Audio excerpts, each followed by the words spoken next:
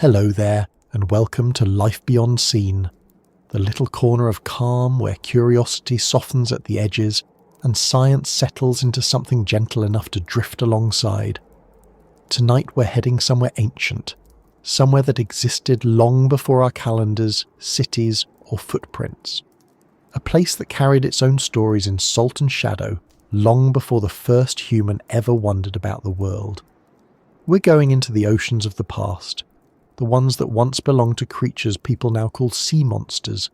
They weren't monsters in the fairy tale sense, of course. They didn't lurk in the darkness waiting to startle sailors or snap ships in half like the legends suggest. They were simply animals shaped by an earth that looked nothing like the one you and I know. And yet, the idea of them still sends a quiet shiver of fascination through the imagination. Not fear, not dread. Just that strange awareness that the ocean has always been home to lives so different from ours that they almost feel unreal. Before we dive into that deep blue history, I'd love to know something simple about you. Where are you listening from tonight? Are you near the coast or somewhere far from the sea?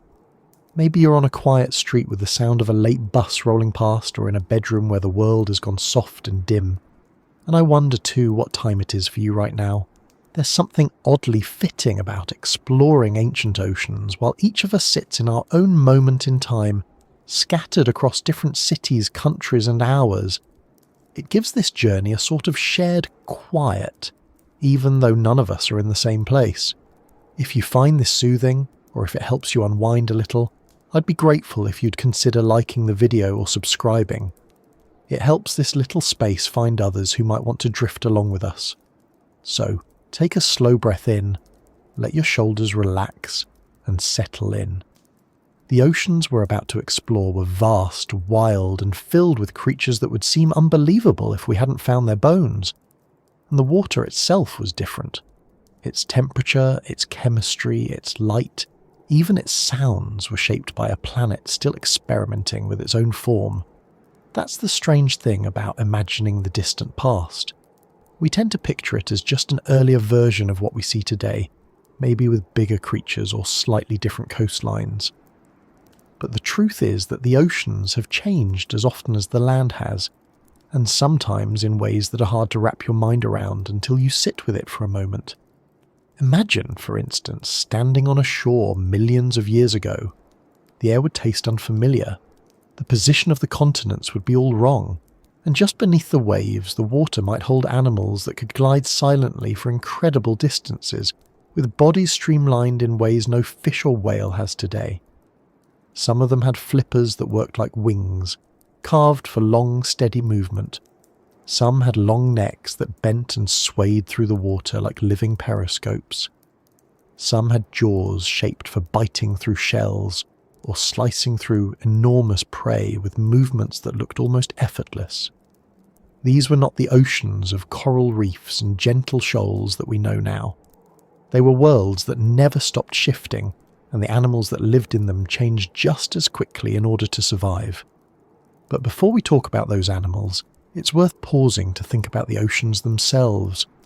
Not the stories we've imagined about them, but the real water, the real world beneath the surface. The ocean is not simply a container where animals live. It is a constantly moving body that shapes life as much as life shapes it. Temperature, salinity, oxygen levels, currents, coastlines, the depth of the sea floor, volcanic activity, the minerals drifting through each layer of water. All of these things decide what kind of creatures can exist at any given moment in Earth's history. So to understand what the ocean was like in the time of sea monsters, we have to understand the planet they lived on, because nothing in the ocean exists separately from that larger story. Millions of years ago, the Earth was warmer than it is now, much warmer. The poles weren't covered in thick ice. Some periods had no ice at all. That meant sea levels were higher and coastlines stretched far inland across places where cities and forested mountains stand today. Entire regions we now think of as dry land, plains, deserts, farmland, towns, were once part of shallow seas, warm, wide, sunlight-filled waters that created perfect conditions for large marine reptiles to thrive. The warmth didn't just exist on the surface, it soaked deeper, shaping layers of water that were comfortable for cold-blooded animals in ways modern oceans rarely are. Without ice caps, without the dramatic temperature gradients we live with today, the ancient oceans would have felt strangely even in their warmth, almost like the entire world was caught in a kind of extended summer. This steady warmth also affected ocean currents. The circulation patterns we know today are driven in part by differences in water temperature and salinity between the poles and the equator. But when the poles were warm and the global climate was more uniform, those differences were much smaller. Currents moved differently, some were slower, some were broader. Some flowed in directions that no longer make sense with the continents rearranged to their modern positions. These shifting pathways carried nutrients and life across vast distances, allowing creatures to travel and evolve in ways that wouldn't be possible now. You could think of the ancient ocean not as a single blue expanse, but as a series of connected environments constantly negotiating with heat, light, and movement. The chemistry of the water played a role too. The balance of oxygen and carbon dioxide has swung back and forth countless times through history, changing the way animals could breathe underwater and how easily they could grow large. There were periods when oxygen was abundant, making it possible for marine reptiles and fish to reach enormous sizes, and there were times when certain layers of the ocean became oxygen poor, creating vast stretches of dark water where only specialized life could survive. These oxygen levels also influenced the appearance of many animals. For example, when oxygen is abundant, bodies can grow thicker, muscles denser, and metabolism more efficient. When oxygen is scarce, animals must become slower, more cautious, shaped instead for endurance or survival in low-energy environments. The ocean floor was shifting constantly too. Volcanoes erupted beneath the waves. New crust formed and pushed older crust aside. Trenches deepened. Mid-ocean ridges rose. The noise alone would have been different from what we imagine. More rumbling, more crackling, more deep vibrations that travelled through water in ways our ears have never heard. And with each geological shift came new coastlines, new habitats, new opportunities for life to spread or vanish. All of this matters because when we picture the so-called sea monsters of the past, it's easy to focus only on their shapes, their teeth, their size, or the way they might have moved. But those things didn't appear out of nowhere. They were answers to the oceans themselves. The bodies of these creatures were essentially shaped by the physics and chemistry of ancient seas. The water carved them into the forms that made sense for their time, much like wind shapes, dunes, or rivers shape their own beds.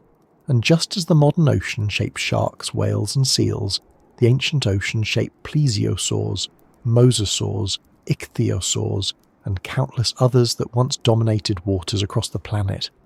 If you picture one of these animals swimming, imagine the water it moved through as carefully as you imagine the creature itself. The density of the water, the warmth, the presence of plankton drifting in thick clusters, the faint light filtering down, the sound of distant currents rolling along the edges of broad continental shelves. The water was alive with more than just the big reptiles. There were ammonites spiralling through the depths with their coiled shells. There were giant fish with armoured heads and powerful jaws. There were delicate ribbon-like animals drifting near the surface, where sunlight scattered into shimmering patterns. And somewhere below all of that, in the deeper, darker areas of the sea, there were creatures that have left behind almost no fossil record because their bodies were too soft to be preserved easily. The ocean at that time was as crowded with life as it was with possibility. But even with all this life, the ancient ocean still had a quality that might surprise you. It wasn't chaotic. It wasn't a constant battle of creatures lunging at each other. Most of the time, it was calm. Ocean life, even large ocean life, spends most of its time simply moving, feeding, conserving energy, and existing in the steady rhythm of the water. When we imagine sea monsters, we often picture them in the middle of some dramatic moment, jaws wide, fins slicing forward, tails whipping through foam. But the truth is that much of their lives would have been spent cruising through the water with a kind of practical stillness, gliding without hurry, following the paths carved by warm currents or the routes shaped by migrating prey. That is where our journey begins, not in the excitement or the teeth or the spectacle, but in the ocean itself, in the warm, shifting, living waters that shaped creatures whose bones now lie in stone, waters that once covered vast parts of our world and carried entire ecosystems across continents that hadn't yet become familiar, waters that held stories we're still trying to uncover one fossil at a time, and as we move forward we'll let this image guide us. Not the fearsome legends or the exaggerated drawings from old adventure tales, but the real ancient seas, their warmth, their movement, their quiet power. Because understanding those waters is the first step toward understanding the animals that lived within them. When people imagine ancient oceans, they often picture the creatures first, the ones with long jaws or powerful tails, or eyes that seem too large for their heads. But before those animals ever swam through the water, the world itself had to become something they could survive in. The oceans of the past didn't just look unfamiliar, they behaved differently. The surface, the chemistry, the light, even the atmosphere above them gave the water traits that shaped life in ways that don't match anything we see today. In the long timeline of Earth, the oceans have been many things, and some of their earlier versions were so changed that if a modern person stood beside them, they might not immediately understand what they were looking at. The colours would be slightly off. The heat would feel surprising. The coastline might stretch in a direction that doesn't line up with anything on a modern map. These oceans wore different skies, not only because the continents were in new positions, but because the air above them carried a different balance of gases that influenced everything beneath. To understand what that meant, imagine standing on the edge of an ancient shoreline during a warm period of Earth's history. There were several such times, and each had its own character, but they shared certain broad traits. The air would feel thicker, not in an uncomfortable way, but in the sense that it held more moisture. Temperatures ran higher across the planet. There were eras when palm trees could grow near the poles because the climate allowed it. With fewer ice caps and warmer global averages, sea levels rose until vast areas of modern land were completely underwater. The shape of the continents wasn't the same either. They moved, collided, stretched apart, and rearranged coastlines in a slow but constant cycle. Some of the seas where marine reptiles lived existed in areas that are now deserts or plains. If someone from the modern world were able to stand there, they would notice that the horizon looked slightly different. The sky's colour could shift depending on volcanic activity, atmospheric composition, and the amount of dust carried by winds that swept across continents not yet settled into their modern positions. These differences in the sky didn't just change the view, the atmosphere influenced the oceans directly. Levels of carbon dioxide were often higher. During some periods, they were much higher than anything humans have experienced. This trapped heat more efficiently and warmed the planet. Warmer air meant warmer oceans, and warm oceans behaved in ways unfamiliar to modern observers. Today, we associate warm water with coral reefs, tropical storms, and colourful fish. But the ancient warm seas were even more extensive, spreading across entire regions where modern climates would never allow such conditions.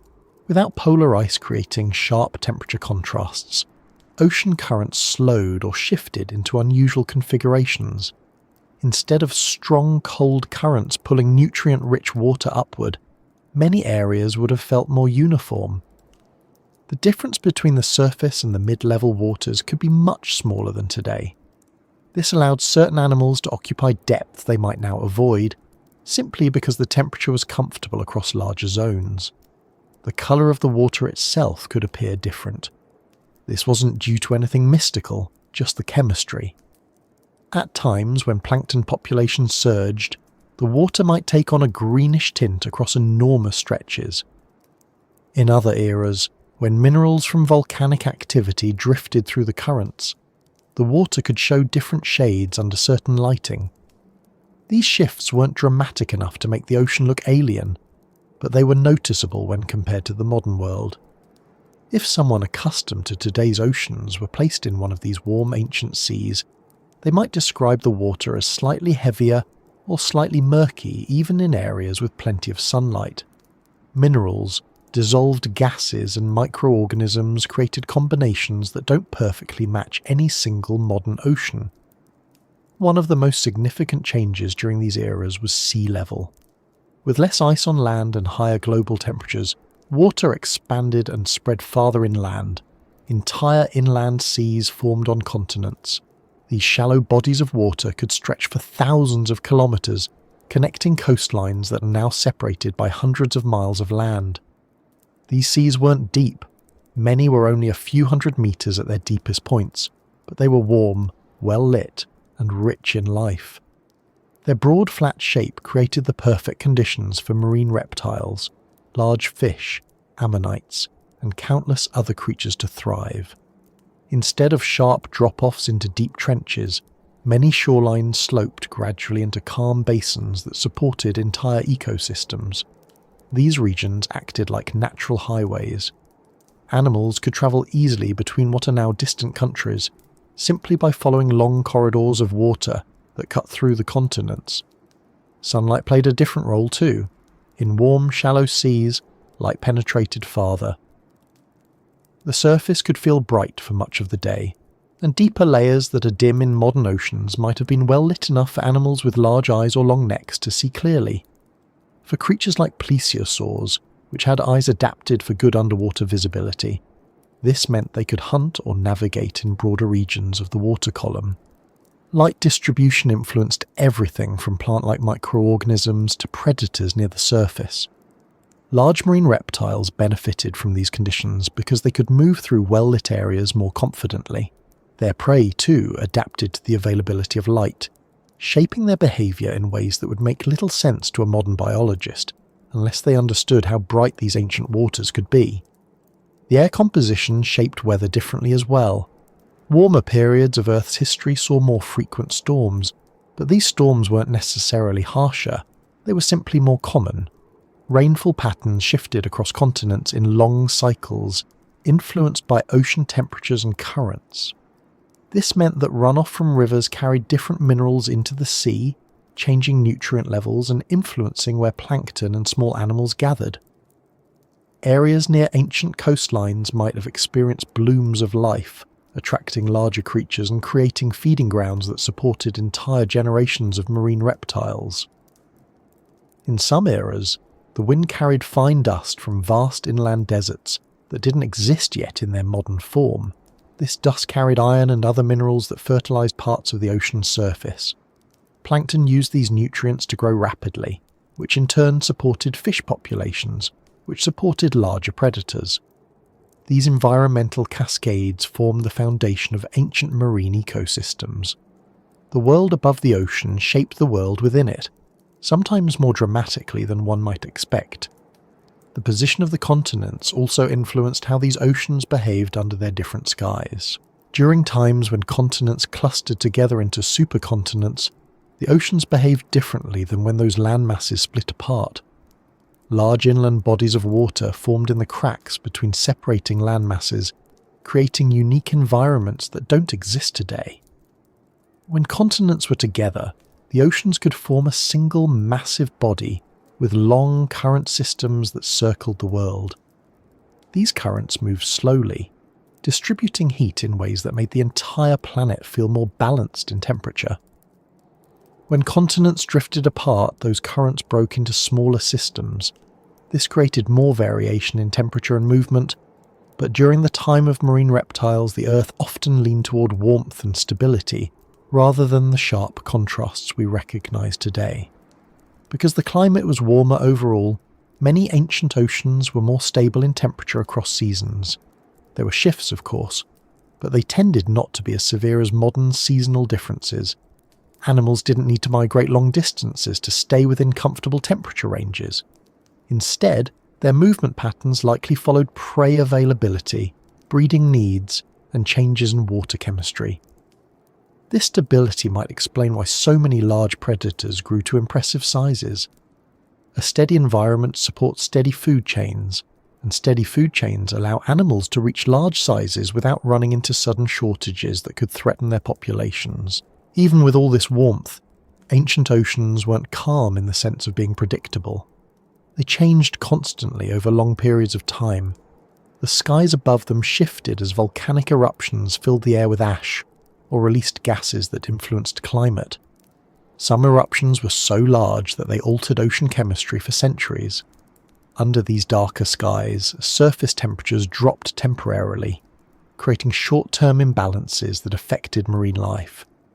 Yet, in the broader timeline, the trend returned to warmth, and the creatures adapted to these cycles. Fish behaved differently under these skies as well. Some species evolved to thrive in warm, shallow seas, while others adapted to mid-level waters that stayed warm year-round. Large marine reptiles responded to these opportunities, shaping their bodies to match the environment. Ichthyosaurs, for instance, developed streamlined shapes that allowed them to move quickly through open water.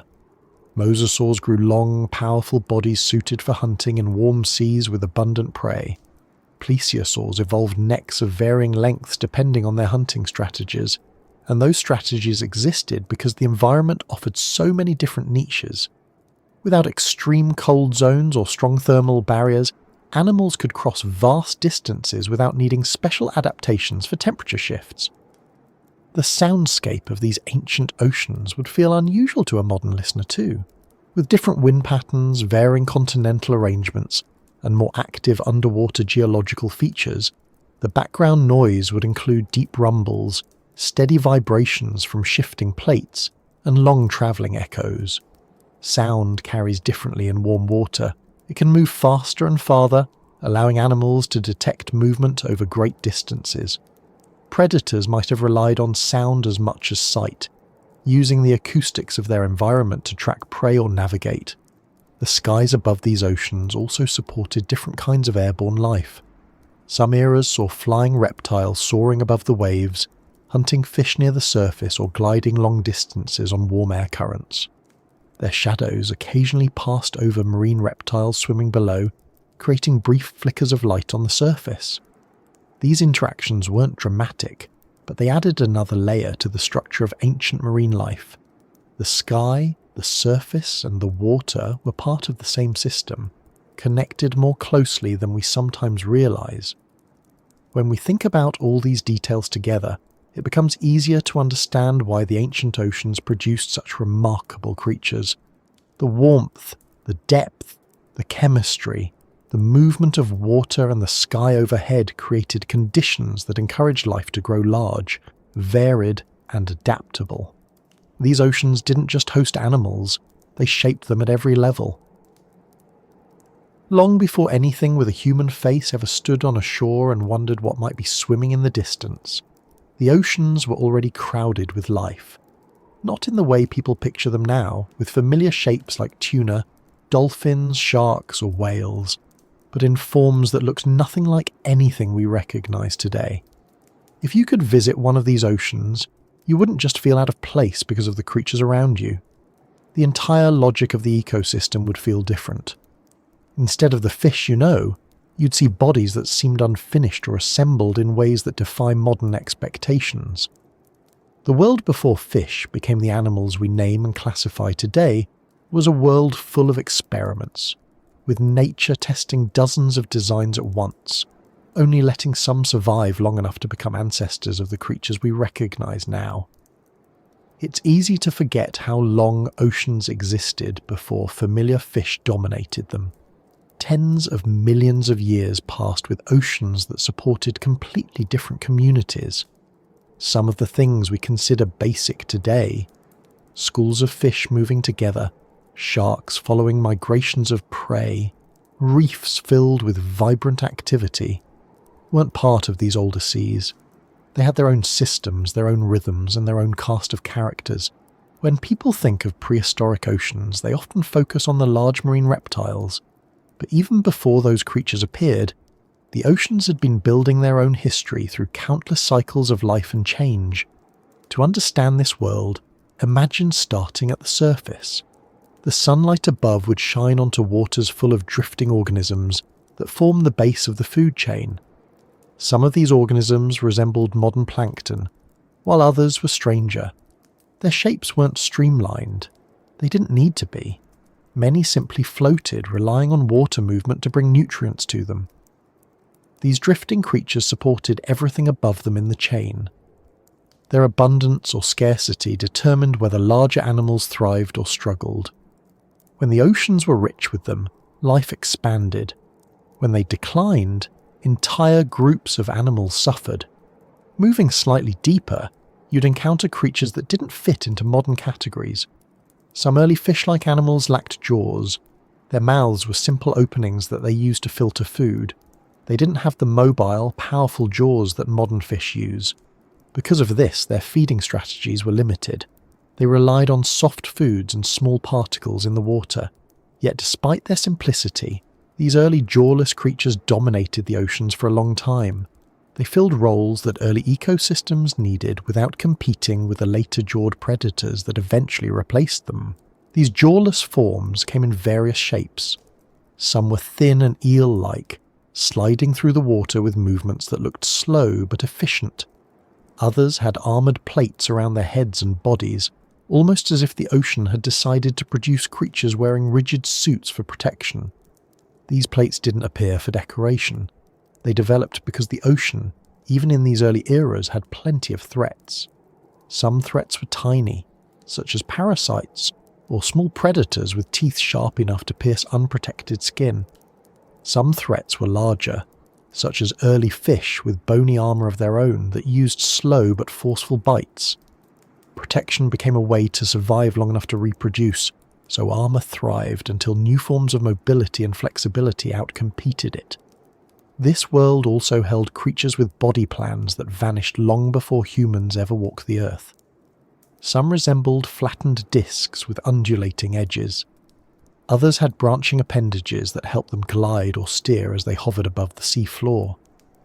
Many had eyes positioned in unusual places because their feeding habits required it. Some looked downward constantly. Others scanned upward. Still others had eyes on the sides of their heads so they could detect threats from both directions. The ocean was filled with animals responding to a wide variety of problems, and each solution looked different from the others. Predators existed here too, but they didn't resemble modern fish. They had jaws that were only beginning to develop, or they had specialised plates that clamped down on prey instead of sharp, flexible teeth. Their movement through the water wasn't sleek. It was deliberate, relying on methodical propulsion rather than quick bursts of speed. But they were still effective hunters. Prey animals learned to avoid certain silhouettes or stay away from the shadows of creatures drifting above them. Some prey developed thicker armour. Others evolved bodies that allowed them to bury themselves at the bottom, leaving only their eyes exposed. Camouflage also began to appear in simple forms, helping creatures avoid becoming meals. As time passed, new groups of animals entered the oceans. Jawed fish began to appear, and this changed the ecosystem dramatically. These early jawed species weren't yet like the fish familiar today. They were heavily armoured, thick-bodied, and often slow. But the presence of jaws allowed for new forms of feeding. Animals could grasp, crush, or tear in ways that jawless species could not. This changed every part of the food web. Prey animals adapted, predators adapted. The entire structure of marine life shifted over millions of years as different species tried to find stable roles within these expanding ecosystems. During some periods, the oceans filled with armoured predators known for their broad heads and crushing bites. They weren't fast, but their strength made them formidable. Prey animals evolved new defensive strategies. Some became smaller and quicker, darting away before predators could catch them. Others grew thicker shells or developed body shapes that made it difficult for predators to swallow them. These back-and-forth adaptations shaped the early chapters of marine evolution, long before anything resembling a mosasaur or plesiosaur ever appeared. The ocean floor supported its own communities. Soft-bodied animals burrowed into the sediment. Worm-like organisms created networks of tunnels beneath the surface. Small trilobites scuttled across the bottom, feeding on debris or hunting tiny invertebrates. These early arthropods came in countless variations, some with spines, some with large eyes, some with smooth shells. They thrived for millions of years and formed an important part of the ocean's foundation. Their behaviour helped recycle nutrients and stir the ocean floor, influencing the entire ecosystem above them. Coral-like organisms built structures too, though not always in the same style as modern coral reefs. Some ancient reefs consisted of branching sponges or colonies of organisms that grew in thick mats instead of tall structures. These reefs created safe areas where smaller animals could hide. They also provided feeding grounds for fish-like creatures that grazed on microorganisms living on the reef surface. Though different in composition, these reefs played a similar role to modern ones, anchoring life in specific regions where conditions allowed organisms to gather and feed. As the oceans continued to evolve, more modern features began to appear. True fish, with recognizable fins and streamlined bodies, slowly became more common. Some could swim faster than earlier creatures. Their mobility allowed them to hunt or escape with greater efficiency. But they didn't yet dominate the seas. That took time. The ancient oceans were still filled with creatures experimenting with body plans that didn't survive into later eras. Nature was still refining the shapes that worked best. Throughout these transitions, the world above the water influenced everything below it. Shifting climates altered temperatures. Volcanic eruptions changed chemistry. Rising and falling sea levels created new habitats or eliminated others. Continents moved, sometimes blocking the flow of ocean currents and forcing animals to adapt to new environments. Each of these changes created opportunities for some species and obstacles for others. The oceans were always in motion, not just physically, but biologically. When jawed fish continued to evolve, some developed powerful tail structures that allowed for bursts of speed. This shifted the balance again. Predators that could move quickly gained advantages over slower animals. Prey species responded by becoming faster or developing more coordinated movement patterns. This eventually led to the first forms of schooling behaviour, though not in the way seen today. Early schooling was a defensive adaptation, a way for prey to reduce the chance of being singled out. It wasn't as organised as modern schools of fish, but it served the same purpose. The development of teeth also changed the oceans. Instead of relying solely on crushing plates or simple gripping mouths, predators could slice. Teeth allowed for new hunting strategies. Some fish evolved sharp, needle-like teeth for catching slippery prey. Others developed broader teeth for cutting or tearing. These changes moved the oceans closer to the ecosystems people recognize now. But in this era, everything still felt experimental. Creature designs competed with each other, and only the most effective ones remained through time. The early oceans also saw the rise of animals that would eventually lead to sharks. These early forms didn't look much like the sleek, recognizable sharks of today. Some had strange fin placements or unusual body proportions. Some lacked the powerful jaws modern sharks possess. But their basic body plan, cartilaginous structure, multiple rows of teeth, strong swimming ability, began to emerge. These early sharks explored various shapes and sizes, with some growing large enough to become important predators in their ecosystems.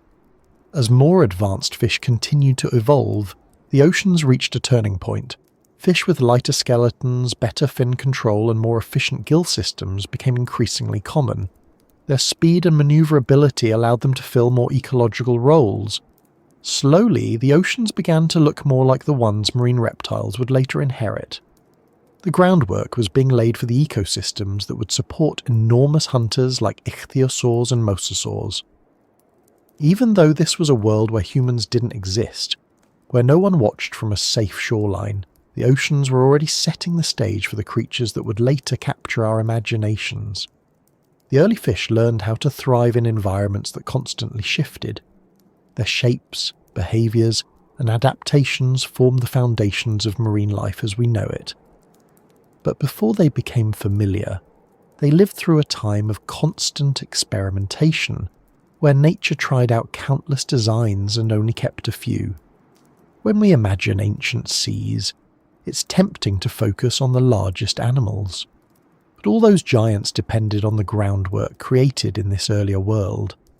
Without the endless refining of early fish, without the building of reefs, without the shaping forces that defined these first ecosystems, the later sea monsters could never have existed.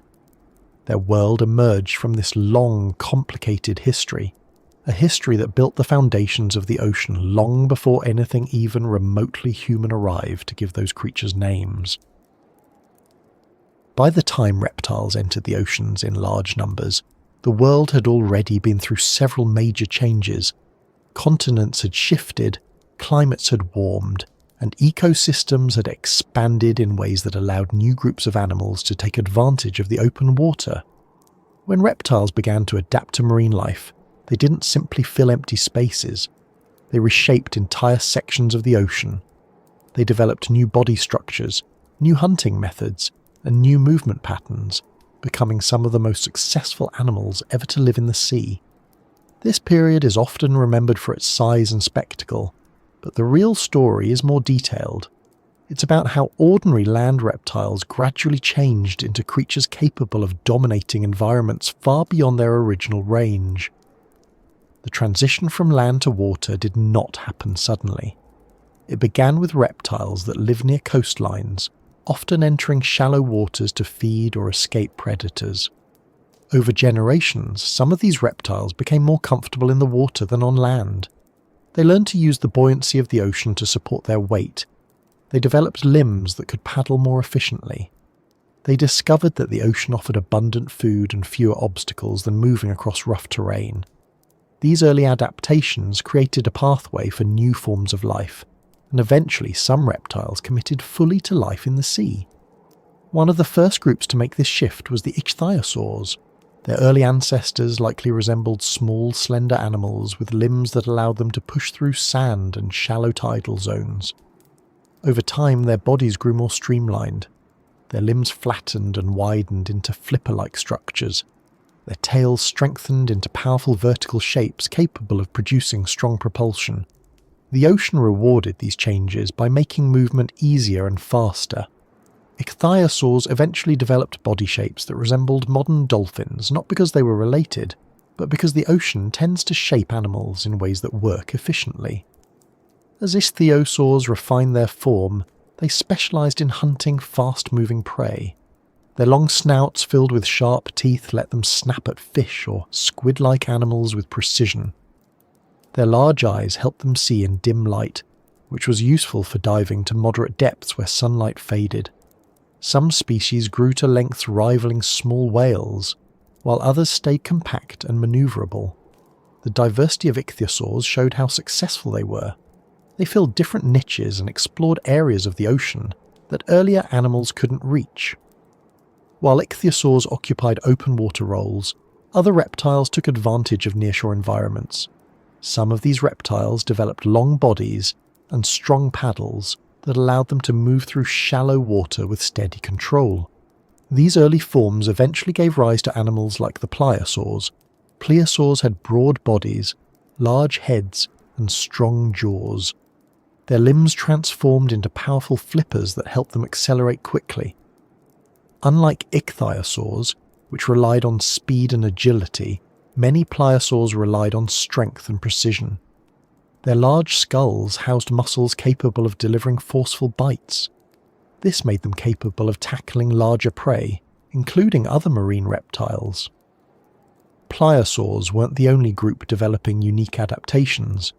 Another branch of marine reptiles evolved into what people often imagine when they hear about prehistoric oceans: animals with long necks and small heads gliding through the water with flippers that moved in coordinated strokes. These were the plesiosaurs. Their long necks had dozens of vertebrae, allowing them to reach prey without moving their entire bodies. Instead of speed or brute force, they used careful positioning. By moving slowly through the water and extending their necks into schools of fish, they could grab prey without alarming the entire group.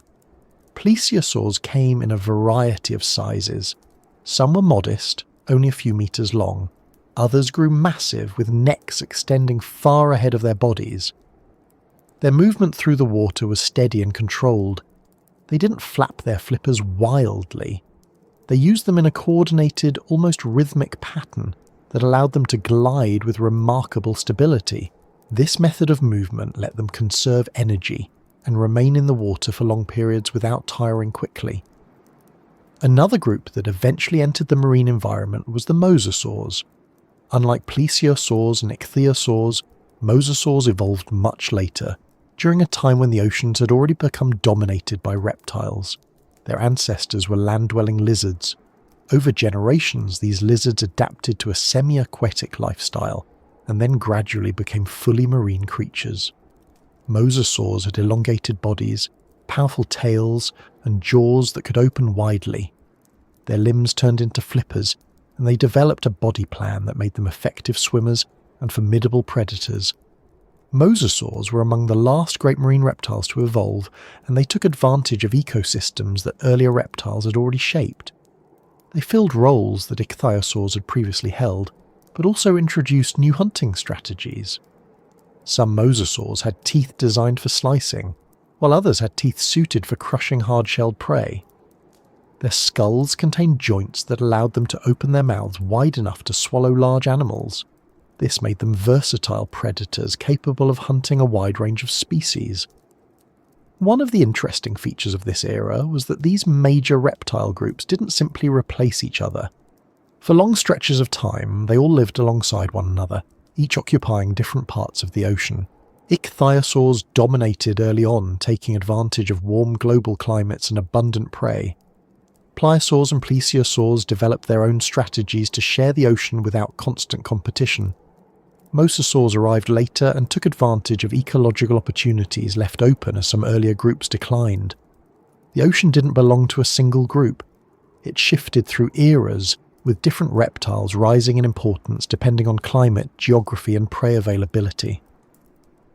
The structure of ancient oceans played a major role in shaping these groups.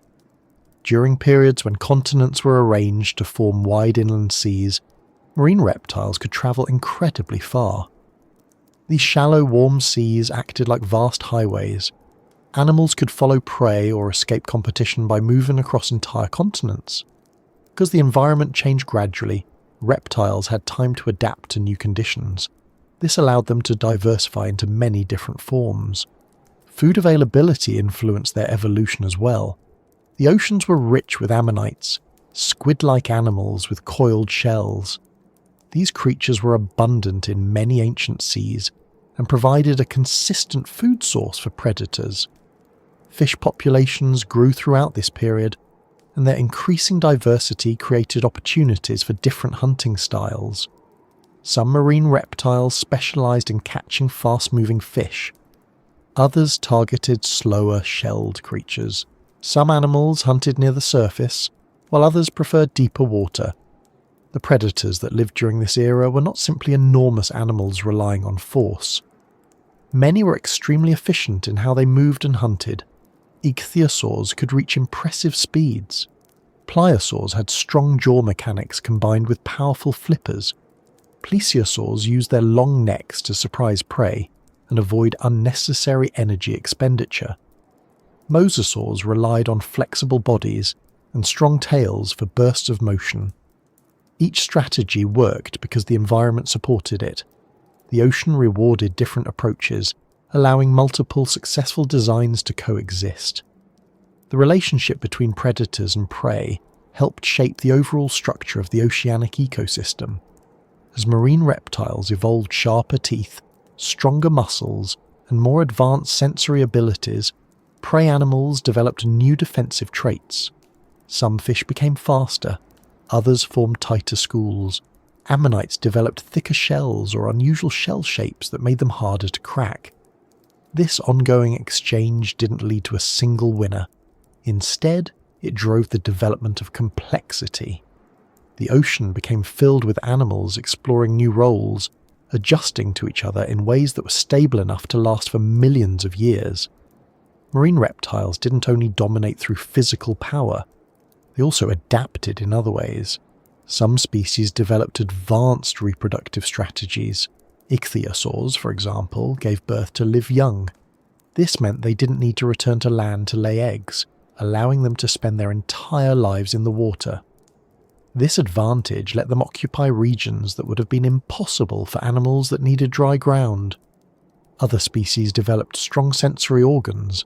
Large eyes, keen smell, and pressure-sensing abilities helped them navigate murky waters, detect prey at a distance, or avoid larger predators.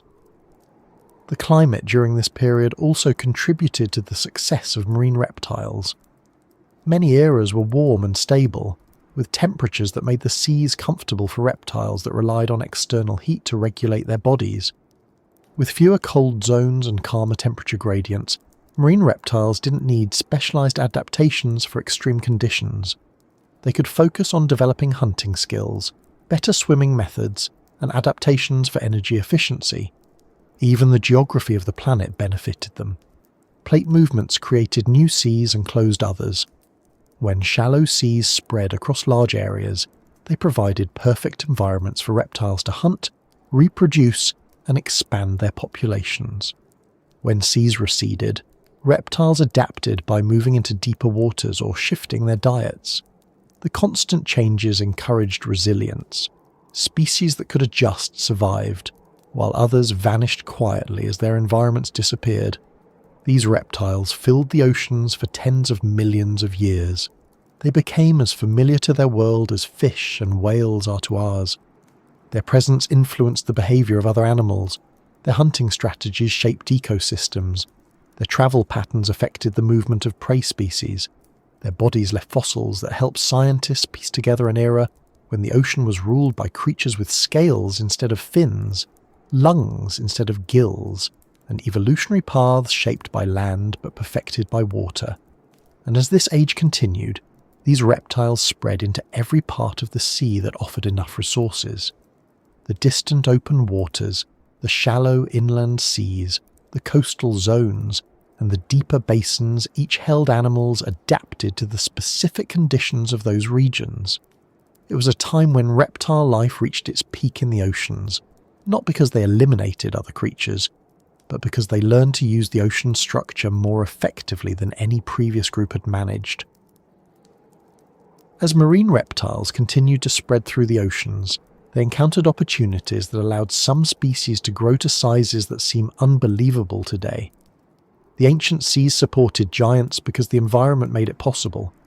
Warm temperatures, abundant prey, wide migration paths, and stable conditions allowed certain animals to grow longer, heavier, and more powerful than almost anything moving through the water now. These weren't giants in the mythical sense. They weren't imagined monsters. They were real reptiles shaped by a world that rewarded size, strength, or presence in ways that don't always apply to modern ecosystems. But the ocean was not only about these enormous bodies, it also held creatures that stayed small on purpose, living in spaces where sunlight barely reached, or where larger predators couldn't maneuver easily. Together, these animals created a layered world of giant forms in open waters and smaller lives moving through the narrow or dim regions beneath them. Size in the ancient ocean didn't appear at random. It came from a combination of environmental conditions and biological opportunity. In warm periods, oceans held more oxygen and nutrients. Prey animals flourished in large numbers. With so much food available, predators could afford to grow bigger without risking constant hunger. Growing larger came with advantages. Big animals could travel long distances without tiring quickly. Their size acted as protection against other predators. They could target prey that smaller hunters couldn't reach. This created a cycle where size encouraged further size, reinforcing itself through generations. The result was a world where enormous marine reptiles became common. Some ichthyosaurs grew to lengths rivaling modern whales. These animals weren't simply long. Their bodies were thick and muscular, built for speed and endurance. Their large eyes allowed them to see in deeper water where light became faint. This gave them access to prey that stayed away from the surface, as well as areas where competition was lower. Their size also helped them regulate their temperature more effectively. Larger bodies hold heat longer, which mattered in waters that could vary slightly in temperature depending on depth or currents. These reptiles moved through the ocean with purpose, not simply as predators, but as long-distance travellers capable of crossing entire regions with steady, efficient strokes. Pliosaurs reached impressive sizes as well. These animals combined powerful bodies with massive jaws that could deliver crushing force. Their heads alone could measure more than the length of a human body. With necks shorter and more robust than those of their plesiosaur relatives, pliosaurs focused their strength at the front of their bodies. Their large flippers allowed them to accelerate quickly, making them strong ambush predators. When they approached prey, they didn't need lengthy chases. A quick burst forward allowed them to seize animals with jaws designed for gripping and tearing. Their bodies needed to be large because the prey they targeted was often big as well, including other marine reptiles. Their roles in the ecosystem relied on their ability to overpower rather than outmaneuver. Mosasaurs, which arrived later, took the concept of size in a different direction. They grew long rather than bulky, with bodies that stretched through the water like massive streamlined lizards. Their tails provided powerful thrusts, allowing them to close distances quickly. Their jaws were flexible, with hinge structures that let them open their mouths exceptionally wide. This meant they could swallow large prey or bite into animals with enough leverage to tear off substantial pieces. Their size was often combined with agility in open water, giving them a hunting style suited to environments where speed and flexibility mattered as much as strength. These giants didn't live alone in empty water. Their presence shaped the behavior of smaller animals. Many fish evolved patterns and movements that helped them avoid detection. Some relied on schooling behavior, not because it guaranteed safety, but because it made it harder for a predator to single out one target. Other prey species developed traits like rapid direction changes or the ability to blend into the background of the water. The ocean's smaller creatures responded constantly to the presence of large predators, shaping their bodies and behaviors over countless generations. But these large reptiles didn't occupy every part of the ocean. Their bulk and needs prevented them from entering certain areas. Shallow regions with coral-like structures, dense vegetation, or narrow channels weren't suitable for animals that required room to maneuver. Those environments belonged to smaller species that thrived in the spaces giants avoided. These areas acted as safe zones, though not completely free of danger. Smaller predators patrolled them, hunting fish, crustaceans, and other small organisms. These predators didn't need massive bodies. They benefited from agility, stealth, and the ability to dart into tight spaces. Their presence created a different kind of pressure, one built around quick reflexes rather than raw strength. Light also played a major role in dividing the ocean into distinct environments. Near the surface, sunlight was strong. It supported plant-like microorganisms and small animals that depended on photosynthesis or on feeding from brightly lit layers. This attracted many fish, and in turn attracted predators that hunted in clear, open conditions. Here, the giants often roamed, using the light to help spot prey or navigate by visual cues. Their large eyes took advantage of the brightness, allowing them to track movements from a distance. But not all animals preferred bright light. The mid-level waters held creatures adapted to dimness. In this zone, shadows stretched across the water as sunlight filtered through layers of drifting organisms. Animals in this region evolved eyes that could gather as much light as possible. Some developed sensitive lateral lines capable of detecting motion even when visibility was limited. These adaptations gave them advantages in areas where light shifted throughout the day, or where clouds and storms altered brightness.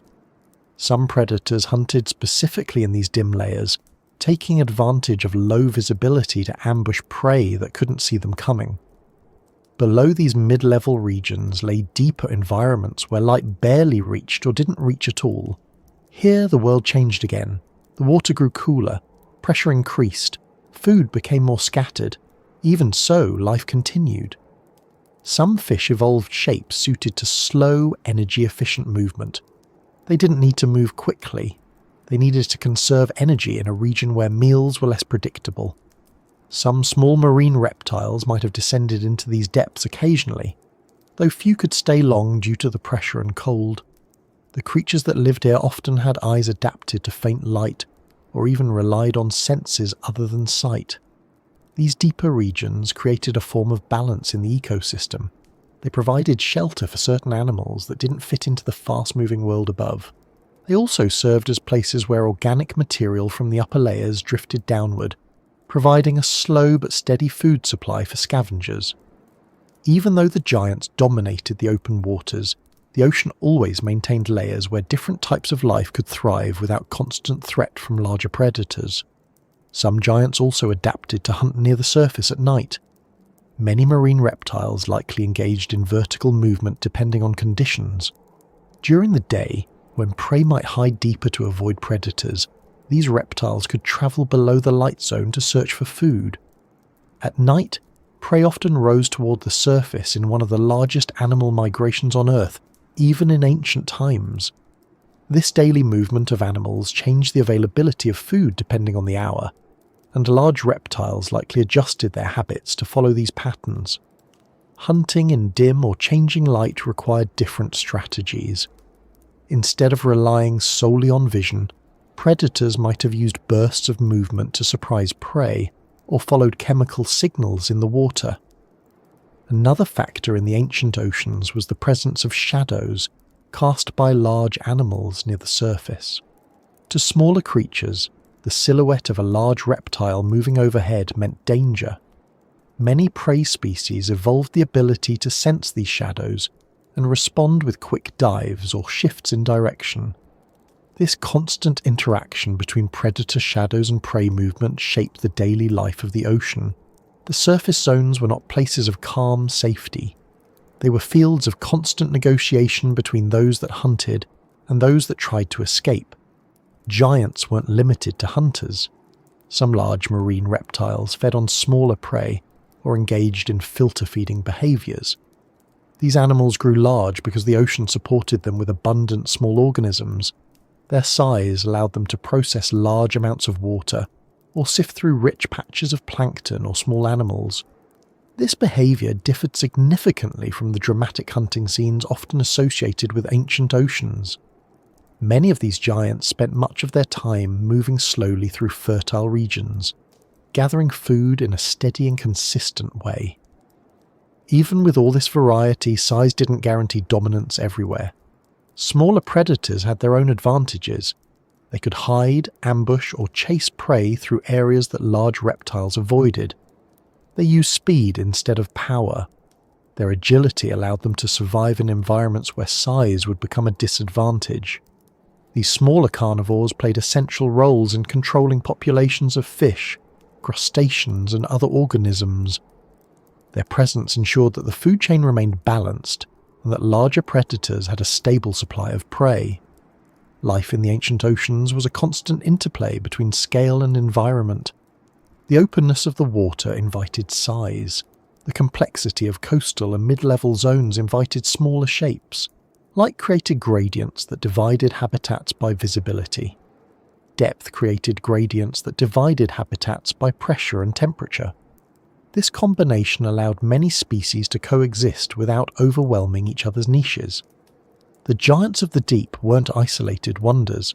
They shaped everything around them, but they also relied on the rest of the ecosystem. They depended on prey populations, light conditions, water temperature, and the behaviour of smaller animals. Their size came from opportunities created by the world they lived in. Without the abundant life beneath them, they wouldn't have been able to grow so large. And the ocean, with its shifting layers and constant movement, continued to support these giants while also sheltering countless smaller species. This balance between enormous predators in open water and smaller animals hiding in dimmer layers created a world with depth, variety and complexity that defined the age of marine reptiles. It formed a foundation that set the stage for everything that would come next. Among all the creatures that filled the ancient seas, the ones that tend to capture people's attention most easily are the ones with rows upon rows of sharp teeth. Some had so many that their mouths looked more like conveyor systems for cutting than anything meant for chewing. Their teeth didn't exist for decoration or intimidation. They were tools made for a specific world. Every tooth, every jaw, hinge, and every muscle arrangement was there because something in the ocean demanded it. These animals weren't designed to frighten anyone. They evolved features that helped them survive in a place where prey moved quickly. Other predators competed for the same resources, and the environment didn't offer second chances to those that hesitated. The oceans during the age of marine reptiles were filled with creatures whose diets required different approaches. Some prey had thick shells, some had slippery bodies, some moved in bursts of speed, while others clung to the seafloor. Because of this variety, predators didn't all use the same hunting strategies. They adapted to particular challenges. That's why so many of these reptiles ended up with a seemingly excessive number of teeth. Each tooth played a role, and the arrangement of those teeth told a story about how these animals lived. Take ichthyosaurs, for example. Their teeth line their jaws in rows that seem like endless repeating patterns. They needed them because their prey, mainly fish and squid-like animals, required precision. These animals moved quickly and unpredictably. Sharp, closely packed teeth allowed ichthyosaurs to snap their jaws shut with accuracy. Their snouts narrowed into elongated shapes that let them cut through water without resistance. Their teeth didn't need to be huge. They needed to be numerous and sharp, so that even if they missed slightly, they could still catch part of their target and pull it in. Their jaws were connected to strong muscles that allowed quick snapping motions. This wasn't about crushing. It was about gripping small, fast prey tightly enough to prevent escape. In a world where prey could dart away in an instant, missing a single hunt could mean going hungry longer than was safe. Ichthyosaurs relied on efficiency, and their teeth reflected that. They weren't wasteful hunters. They were specialists designed for continuous, precise feeding in open waters. Pliosaurs, on the other hand, took a different approach. Their teeth were larger, more widely spaced, and suited for grabbing animals with thicker bodies. Their jaws needed to withstand tremendous force, so their teeth anchored deeply into robust skulls supported by strong neck muscles. These animals often engaged with prey that struggled violently, sometimes including other marine reptiles. Their teeth didn't need to be as numerous as those of ichthyosaurs. They needed to be strong enough to maintain a grip during powerful thrashing. These jaws worked more like clamps than quick-strike tools. When a pliosaur bit down, the goal wasn't simply to catch. It was to overwhelm the prey's ability to escape. Some pliosaur species developed a very pronounced tooth curvature. This curvature helped them hold onto prey more effectively, since it directed struggling animals inward rather than allowing them to slip free. This design was especially useful when hunting large prey that could twist or push back. And because these predators relied so heavily on brute force, their teeth had to withstand the pressures of heavy bites. The entire structure of their skulls reflected this need. Strong bite mechanics required reinforced bones, angled muscle attachments, and deep jaws lined with teeth shaped for penetrating thick surfaces. Another major group that contributed to the reputation of ancient oceans as places full of toothy predators was the mosasaurs. Their teeth weren't only sharp, they grew in sockets that allowed them to be replaced regularly. This kept their bite effective even after teeth were lost during hunts. Mosasaurs also developed double-hinged jaws, similar in some ways to certain modern reptiles. These jaws allowed them to open their mouths at angles far wider than many other animals of the time. Combined with their rows of pointed teeth, this allowed them to take large prey or break down substantial pieces quickly. Mosasaurs didn't rely on a single method of hunting. Some species had teeth designed for slicing. These teeth were laterally compressed, tapering to fine edges that could cut through flesh efficiently. Other species had more conical teeth suited for piercing. These were better for catching slippery animals like fish and cephalopods. There were even mosasaurs with rounded, bulbous teeth adapted for crushing shells. This variety showed how adaptable mosasaurs were. They didn't occupy just one role in the ocean. They spread into different niches, each supported by a specific dental structure. Plesiosaurs displayed yet another pattern. Their teeth were often long and interlocking, forming a cage-like structure around their jaws. This didn't create powerful bites. Instead, it created precision nets capable of catching smaller prey. Their long necks helped them extend into shoals of fish without disturbing the group. With minimal body movement, they could position their small heads in exactly the right place, opening their jaws just enough to trap prey between their interlocking teeth. This strategy didn't require massive force. It required control, patience, and a design that prevented escape without causing unnecessary damage to their own jaws. The variety of teeth among marine reptiles wasn't only about hunting. It also reflected how they processed food. Many of these animals didn't chew. They swallowed prey whole or tore pieces large enough to swallow. Chewing would have slowed them down and required jaw mechanics that didn't suit their bodies. Instead, their teeth acted as tools for grabbing, tearing, slicing, or crushing, depending on the species. Their digestive systems took on the rest of the work, breaking down food internally. Prey animals responded to these predators by developing defences. Ammonites, which were abundant in many ancient seas, developed shells of varying thickness and shape. Some shells spiralled tightly, making it harder for predators with piercing teeth to access the soft body inside. Others grew ridges or bumps that disrupted biting angles. Some fish developed armouring along parts of their bodies. Thick scales or bony plates helped reduce the effectiveness of slicing or piercing teeth. These adaptations didn't eliminate predation, but they improved survival rates.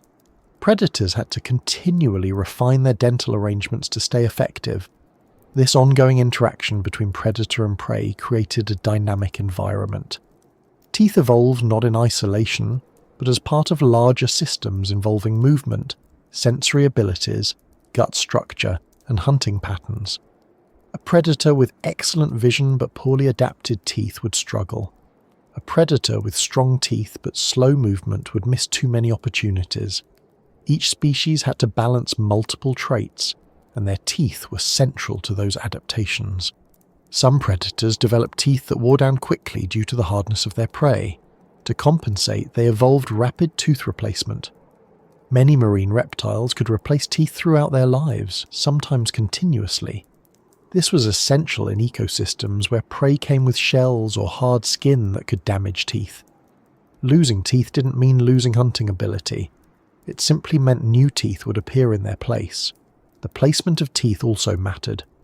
Some marine reptiles had teeth that extended far to the front of the jaw, giving them an advantage in striking at prey from a distance. Others had deeper set teeth designed for holding rather than reaching. The shape of the jaw influenced how teeth aligned when the mouth closed. In some species, the teeth interlocked in patterns that maximized grip. This ensured that once prey was caught, it wouldn't slip sideways or forward. In addition to teeth, the overall jaw mechanics played a crucial role.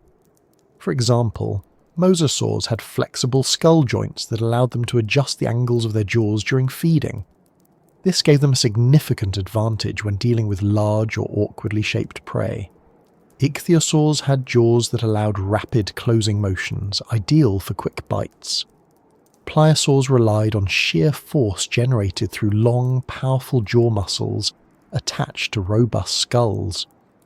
The oceans of the time were filled with organisms that adapted to avoid these predators. Some prey animals relied on speed. Others relied on camouflage. Some used schooling behavior to reduce individual risk. These strategies didn't only influence behavior, they influenced anatomy. Streamlined shapes protected prey from predators with slicing teeth. Flattened bodies helped animals hide near the seafloor. Bright patterns or reflective scales created confusion in light-filled waters, disrupting the aim of predators relying on sight. Not all creatures with many teeth were large. Some smaller predators also developed rows of teeth suited for their diets. These smaller reptiles or fish occupied mid-level positions in the food chain. They hunted small prey but also served as prey for larger animals.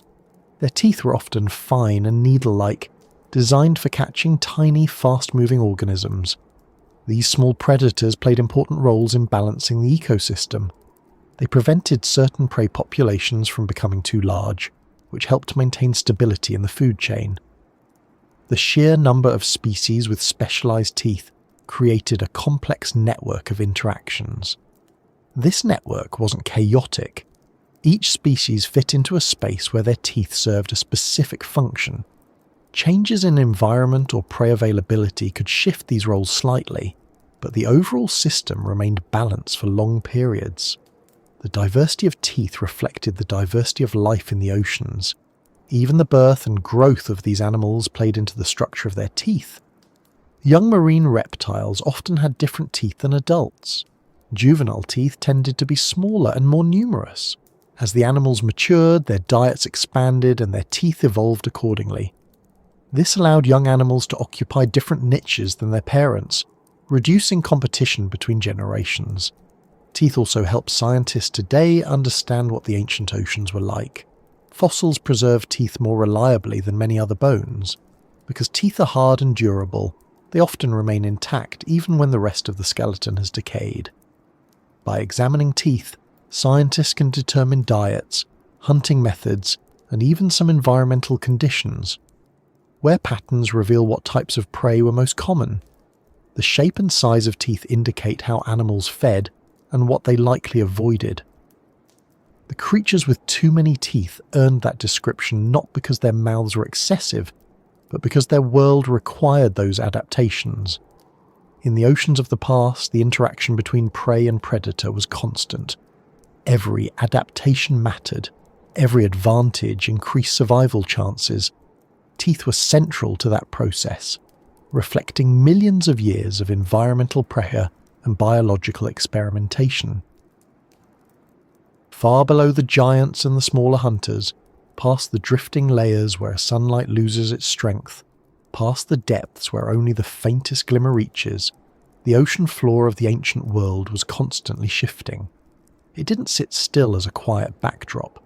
It moved in slow but powerful ways that shaped everything above it. The bottom of the sea was not a fixed foundation. It behaved like a restless surface, expanding in some places, sinking in others, cracking open, pushing outward and pulling inward. And every one of these movements influenced the creatures living in the water above. The ocean floor during the age of marine reptiles wasn't the familiar map we see on globes today. Continents were still drifting into their modern positions. Huge sections of land were submerged beneath shallow seas. Ridges and trenches continuously formed and disappeared. Volcanic activity occurred not only on land but also deep under the water. These movements didn't happen quickly, of course. They unfolded over millions of years, slow enough that none of the animals living there would have recognized change within their lifetimes. But on the scale of Earth's history, the changes were continuous. That steady motion shaped coastlines, changed the depth of seas, influenced temperature patterns, and shifted the flow of nutrients. This constant motion came from processes happening within the planet's crust. Plates moved against each other. Some spread apart, forming ridges where new crust appeared.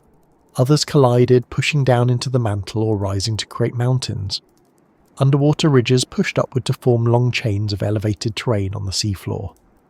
As new crust formed at these ridges, it pushed older crust aside, gradually widening the ocean basins.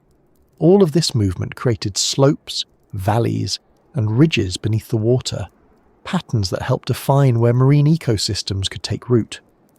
One of the most influential forces came from volcanic activity. Underwater volcanoes erupted constantly during certain periods, releasing heated water, minerals, and gases. These eruptions didn't resemble the explosive events people imagine on land. Many of them were slow and steady, producing pillow-like structures as lava cooled rapidly upon contact with seawater.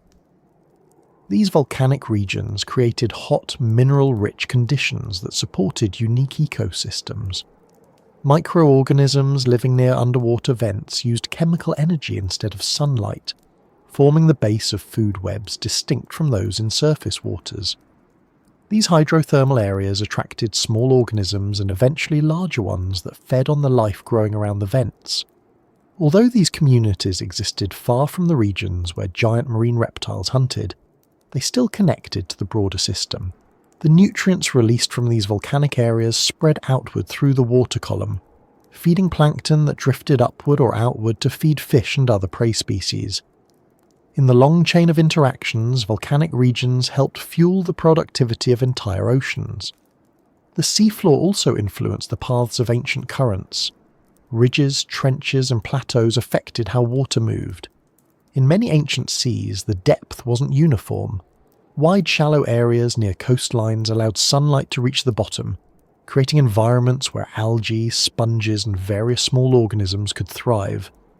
Deeper regions channeled cold or nutrient-rich water along pathways sculpted by the terrain. Currents followed these contours much like rivers follow the shape of land.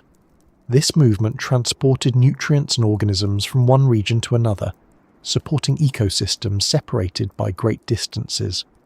As plates shifted, entire shallow seas formed and disappeared.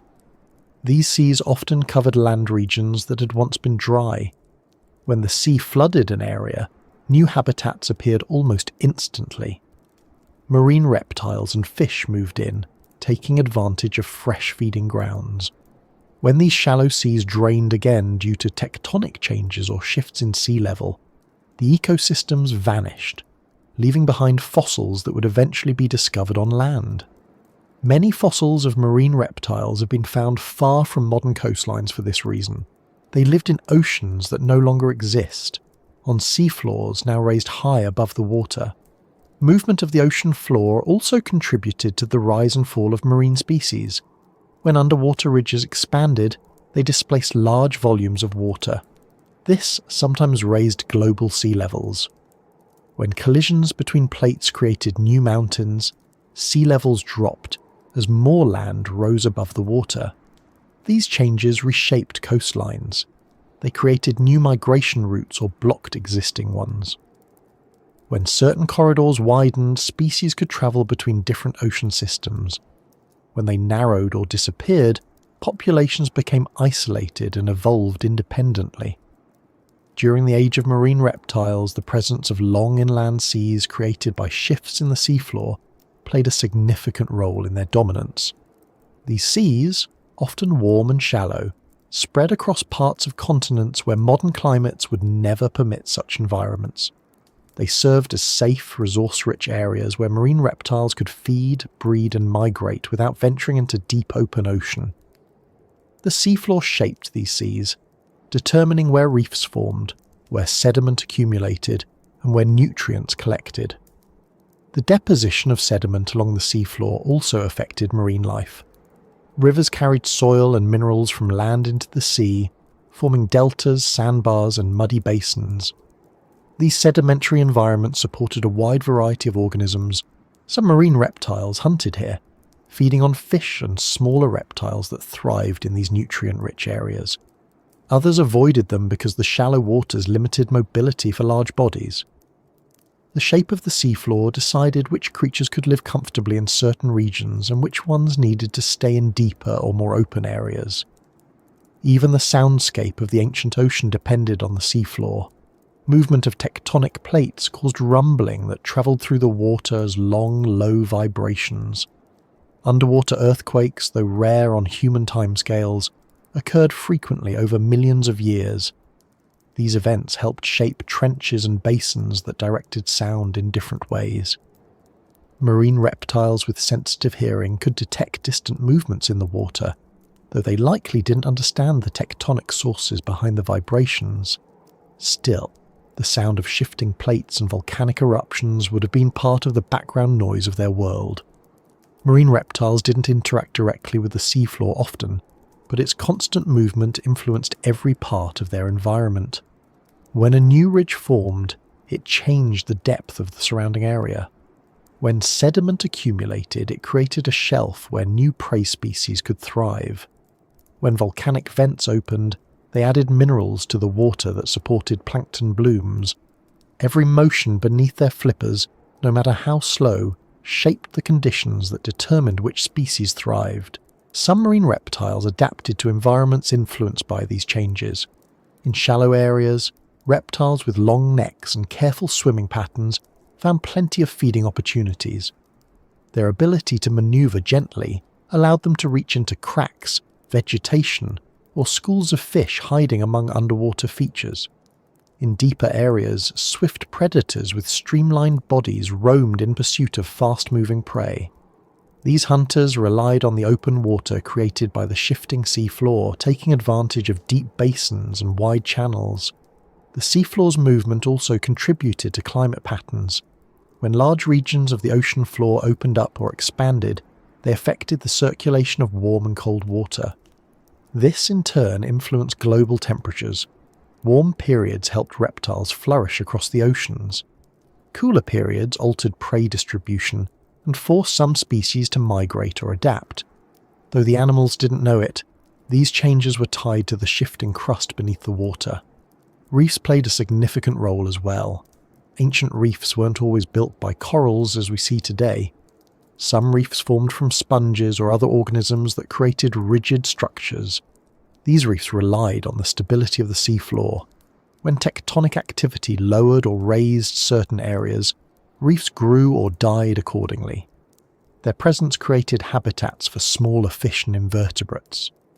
These animals formed the foundation of food chains that supported larger predators. Reefs also acted as barriers, altering water flow and shaping local ecosystems.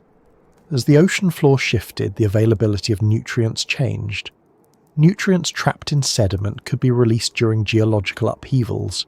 These nutrients fed plankton, which fed small animals, which fed larger predators. In this way, the seafloor acted like a slow but steady engine powering marine life. Even when changes occurred too slowly for any single animal to notice, the effects accumulated over time. Marine reptiles were highly mobile and many could travel great distances. This mobility allowed them to respond to the slow changes of the seafloor. As underwater volcanoes built up islands or ridges, marine reptiles followed prey into new territories. As basins deepened, they explored areas with different prey availability. As shallow seas dried up, they moved into remaining bodies of water. Their ability to move freely helped them thrive despite the constant motion below. The ocean floor also influenced the distribution of fossils. When sediment accumulated rapidly, animals that died in certain regions could be preserved more easily. Over millions of years, these preserved remains recorded the history of the oceans. They captured changes in species, climate, and ocean structure. Without the movement of the seafloor creating the right conditions for burial, many fossils of marine reptiles would not exist. In some areas, rapid sedimentation created layers that preserved entire ecosystems. In others, tectonic uplift brought fossils to the surface, where they could eventually be discovered. The movement of the ocean floor ensured that the story of the ancient seas was written into stone, even if the creatures themselves never saw or understood the foundation they swam above. This constantly shifting environment meant that the oceans were always in a state of transition. Even when conditions seemed stable for millions of years, the seafloor continued its slow transformations. These transformations shaped the world that marine reptiles dominated. The floor beneath them determined where prey gathered, where nutrients rose, where water circulated, and where new ecosystems formed. The oceans that supported the great marine reptiles were not still bodies of water. They were shaped by powerful, steady currents that connected distant parts of the world. These currents acted like invisible highways, carrying warm water, nutrients, and entire populations of animals across enormous distances. They moved quietly and constantly, forming patterns that repeated for millions of years. Marine reptiles depended on these currents. They followed them the way migrating birds follow air currents today. The water carried prey, distributed heat, and maintained predictable routes for travel. Without these currents, many species would have been isolated, and the world of ancient oceans would have looked very different.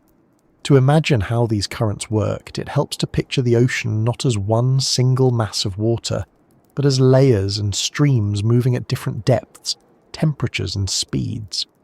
Some currents travelled near the surface, pushed by winds and influenced by sunlight. Others, deeper and colder, moved slowly along the contours of the ocean floor. In the ancient world, because the continents were arranged differently, these currents moved along routes that no longer exist. But the basic forces that drove them were the same ones that drive currents today. Differences in temperature, salinity, wind, and the movement of the planet itself. The warmth of the ancient Earth played a major role. With fewer ice caps and more even global temperatures, the contrast between warm and cold water was often smaller. This created broad, slow-moving currents that could stretch across entire seas. In inland seas where marine reptiles thrived, these currents often formed circular patterns, circulating nutrients and maintaining consistent water conditions. Reptiles that hunted in these areas didn't have to deal with sudden temperature changes or strong cold water upwellings. Instead, they encountered stable pathways that made long-distance travel more efficient. Marine reptiles use these currents in ways that match their body types and behaviours. Fast, streamlined animals like ichthyosaurs could swim quickly in open water, but following a steady current allowed them to conserve energy. They didn't need to constantly fight against the flow. Instead, they moved with the water, travelling great distances without exhausting themselves. This made long migrations possible. It also helped them search for prey in new regions. If one area became less productive due to changes in temperature or prey availability, ichthyosaurs could follow a current to a different region where conditions were more favourable. Plesiosaurs, with their long necks and careful swimming style, needed predictable environments. Their method of movement didn't lend itself to rapid directional changes. The steady flow of currents let them travel without needing sudden bursts of speed. By staying within the main routes, they avoided areas where water moved chaotically or where swirling patterns made hunting more difficult. Their survival depended not only on the prey available, but also on the stability of the environment. Currents provided that stability by maintaining consistent temperature and movement patterns. Mosasaurs, which arrived later, also took advantage of these currents. Their flexible bodies and powerful tails made them strong swimmers, but even strong swimmers benefited from following the pathways created by moving water. In some regions, currents carried large schools of fish or cephalopods. Mosasaurs would follow these currents seasonally, taking advantage of temporary surges in prey abundance. Their ability to adapt to different prey types made them versatile hunters, and the currents helped distribute these food sources across large distances. The prey animals themselves often depended on currents. Many small creatures drifted passively, moving wherever the water carried them. Some fish species laid eggs that floated in the water, hatching far from their original location. This helped populate far-off regions and created food sources for predators along the way. Ammonites, which were common in these ancient oceans, used the movement of water to travel. Their shells allowed them to adjust buoyancy, and currents did the rest. This meant that predators that hunted ammonites had to track the water, not just the animals. Nutrients also travelled along these currents. Plankton, the foundation of many food chains, relied on nutrient-rich water that rose from deeper layers or moved from coastal regions. When currents brought these nutrients into open waters, plankton bloomed. These blooms attracted fish. Fish attracted predators. Entire food webs followed the patterns of water movement. Marine reptiles didn't need to understand the chemistry behind it. They simply responded to the presence of prey. Their instincts guided them along the same pathways year after year, generation after generation. These currents didn't always remain the same. The movement of continents changed their courses over millions of years. When land masses shifted, they created new pathways or closed existing ones. These changes forced marine life to adapt. Some species moved into new regions, others declined. The flexibility of marine reptiles depended on the predictability of water movement, but they also had to adjust when those patterns shifted. Their success came from their ability to sense change and respond without needing specialized adaptations for every new condition. In inland seas, currents followed different rules. These seas were isolated from the broader ocean by land barriers. Their size and shape determined how water circulated inside them. Some inland seas had slow, circular currents that carried warm, nutrient-rich water across vast, shallow areas. These regions often became hotspots for marine reptile activity because they supported abundant prey. Other inland seas developed layering, with warmer water near the surface and cooler water below. Marine reptiles used these layers based on their needs. Some hunted near the warm upper layers, others ventured into slightly cooler regions where certain prey preferred to gather. Even in shallow inland seas, the shape of the seafloor and the arrangement of coastlines influenced water movement. Narrow channels created faster currents. Wide open areas allowed slower, steady flow. Reptiles that hunted in these regions learned to use these patterns. They positioned themselves where prey was likely to travel, often near the edges of currents where moving water met stiller areas. These boundaries attracted schools of fish because small organisms tended to cluster there. Predators learned that these zones offered greater feeding opportunities. The deeper parts of oceans had their own currents. These moved slowly, following the contours of underwater mountain ranges and trenches. While most marine reptiles hunted near the surface or in mid-level waters, some might have ventured deeper, following prey, or navigating through cooler regions during certain times. The deep currents carried nutrients upward occasionally, replenishing mid-level zones and supporting the ecosystem. These upward movements weren't dramatic. They happened gradually, but over time they helped maintain stable food supplies. Currents also influenced temperature distribution across the oceans. Warm water moved from equatorial regions toward the poles, flattening temperature differences during certain ancient eras. This allowed reptiles to inhabit regions far from what would later become cold zones. Some marine reptiles extended their ranges into areas that now lie close to the modern Arctic Circle. They didn't travel there seeking extreme conditions. The water was warm enough to support them because currents transported heat across large distances. The interaction between currents and climate formed a feedback loop. Warm periods strengthened certain current patterns. Cool periods altered them. These shifts affected migration routes, prey abundance, and population distributions. Marine reptiles responded without understanding the broader forces at work. They followed the water, sensing changes in temperature or prey availability. Their ability to migrate efficiently helped them endure long-term environmental changes. Some species became highly specialized in following seasonal patterns. Prey populations sometimes moved in cycles tied to temperature, reproduction, or nutrient availability. Marine reptiles adapted to these cycles by establishing regular routes. This allowed them to arrive in the right places at the right times. Their bodies supported these long migrations. Strong flippers, powerful tails, streamlined forms, and efficient breathing systems enabled them to travel long distances without frequent rest. The shape of currents helped separate populations and create diversity. When a current split into two or more branches, groups of animals could become isolated temporarily. Over time, these groups might develop different characteristics.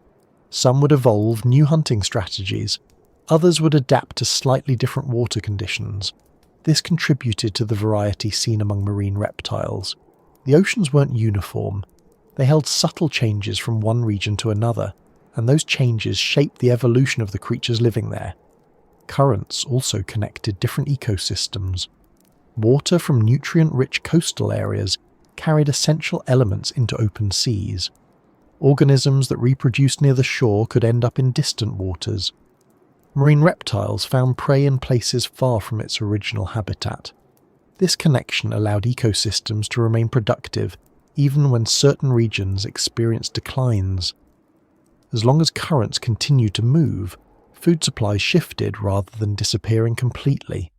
Storms interacted with these currents as well. When strong winds pushed surface water in one direction, deeper water rose to replace it.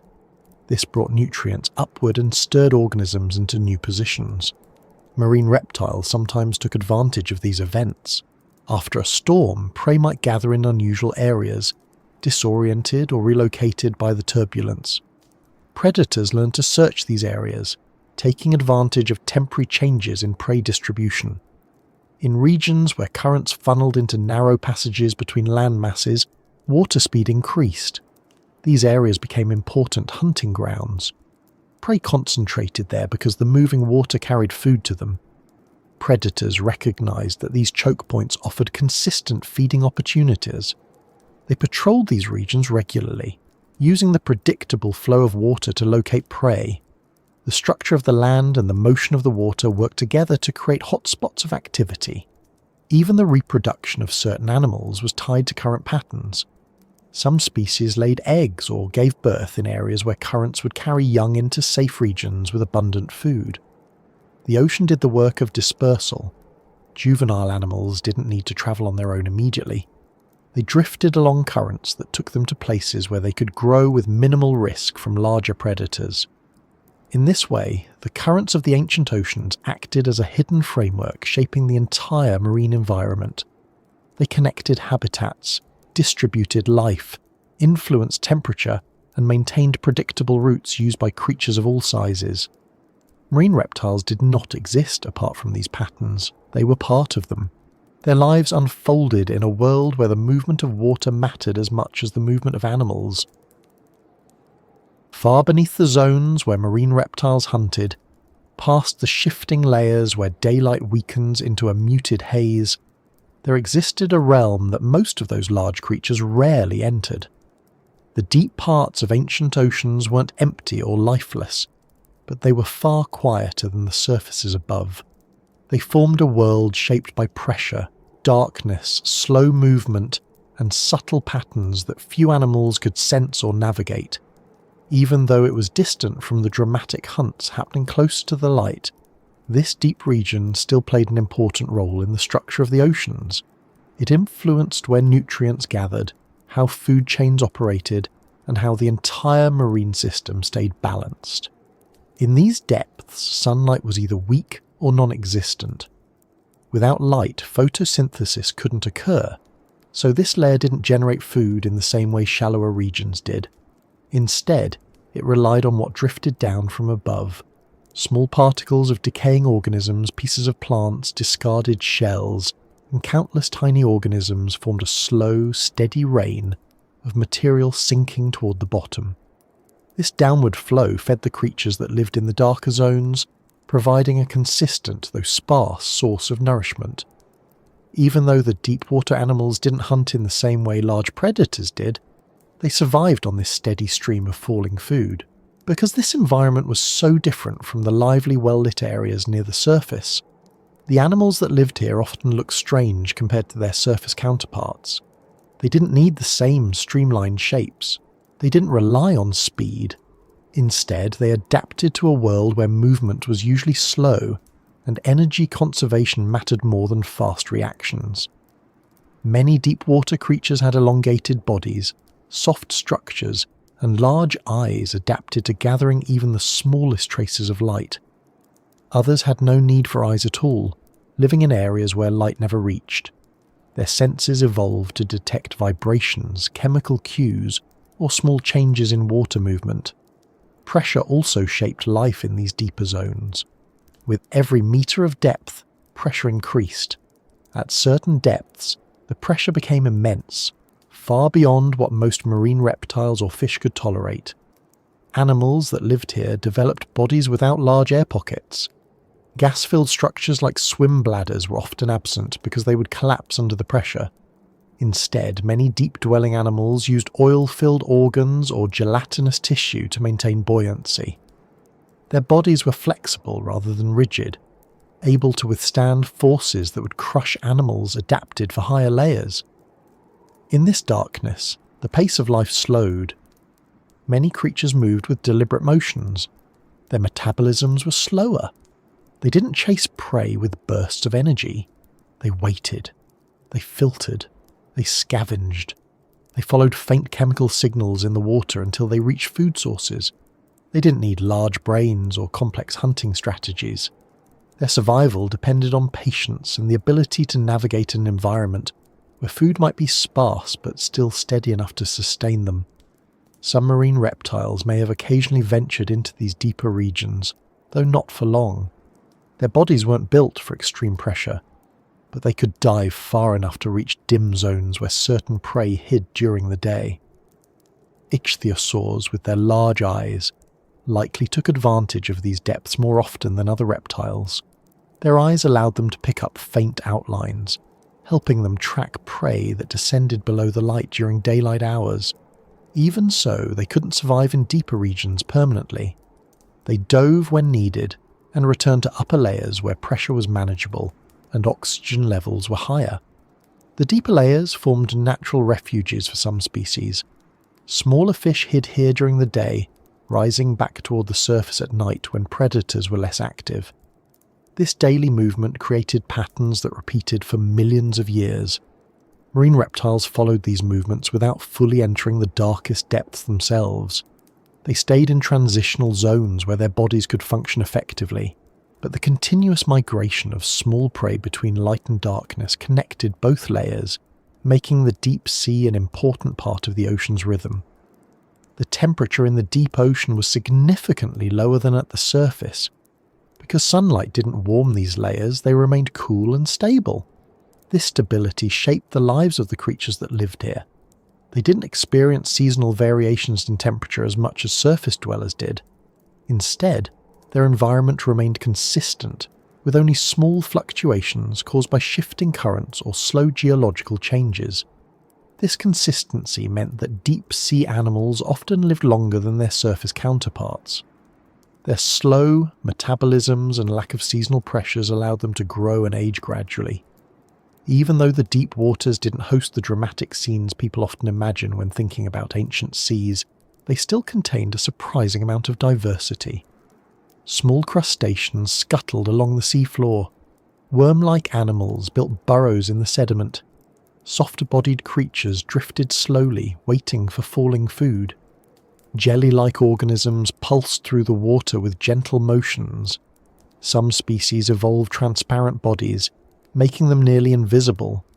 Others developed glowing organs that produced faint light, useful for communication, attracting prey, or confusing predators.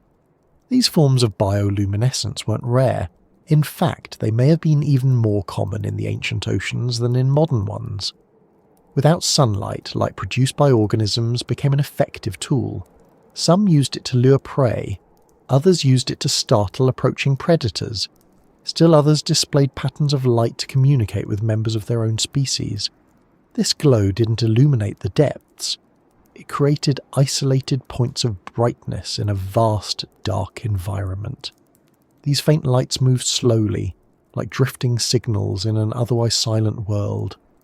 The seafloor itself was covered with fine sediment formed from millions of years of sinking particles. This sediment preserved the remains of ancient animals that fell to the bottom. Over long periods, the seafloor recorded the history of the ocean above. Skeletons of marine animals, shells of ammonites, and traces of soft-bodied organisms became part of the geological record. Layers of sediment built up gradually, each one capturing a moment in the ocean's past. These layers eventually hardened into rock, preserving information that scientists would uncover millions of years later. The seafloor wasn't flat or featureless. It had hills, valleys, ridges, and trenches. Some areas were shaped by tectonic movement, others were formed by volcanic activity. Hydrothermal vents created areas of intense chemical activity. These vents released superheated water rich in minerals. Around these vents, unique communities thrived. Microorganisms used these minerals as energy sources, forming dense clusters of life in otherwise barren regions. These vent ecosystems provided food for small organisms, which in turn supported slightly larger ones. While marine reptiles rarely visited these depths, the nutrients produced by these ecosystems eventually drifted upward, becoming part of the broader ocean food web. Even the shape of the seafloor affected how water moved through these deep zones. Cold, dense water flowed along trenches and valleys, moving slowly across great distances. These movements redistributed nutrients, transported deep sea organisms, and connected different regions. Though these currents moved far more slowly than surface currents, they played a critical role in maintaining stability in the deep environment. Without them, certain regions would have become depleted while others accumulated too much organic material. In this quiet darkness, life operated on its own schedule. Predators didn't chase, they ambushed. Prey didn't rely on speed, they relied on hiding or drifting. The deep ocean wasn't a place of chaos, it was a place of steady persistence.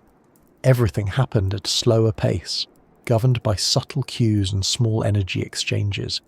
Even though the large marine reptiles didn't live permanently in these depths, the deep ocean influenced their world. It stored nutrients that would eventually rise to feed plankton. It protected certain species that later moved into higher layers. It preserved remains that would shape the food chain when scavengers brought pieces back upward. It acted as a sink for organic material, recycling the ocean's resources over long periods. When a large marine reptile died, its body often sank to the seafloor. In the deep ocean, that single carcass could support entire communities of organisms for years. Scavengers fed on soft tissues. Small animals burrowed into bone. Microorganisms broke down remaining nutrients. This process returned essential elements to the ecosystem, slowly supporting the growth of new organisms.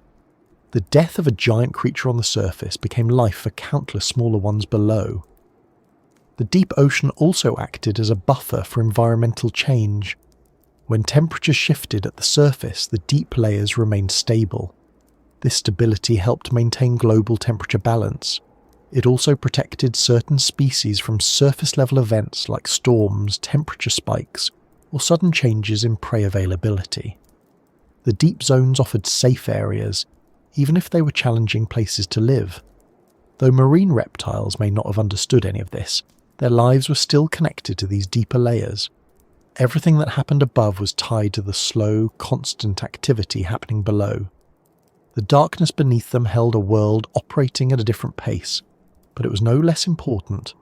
It was simply quieter, less dramatic, steady and patient.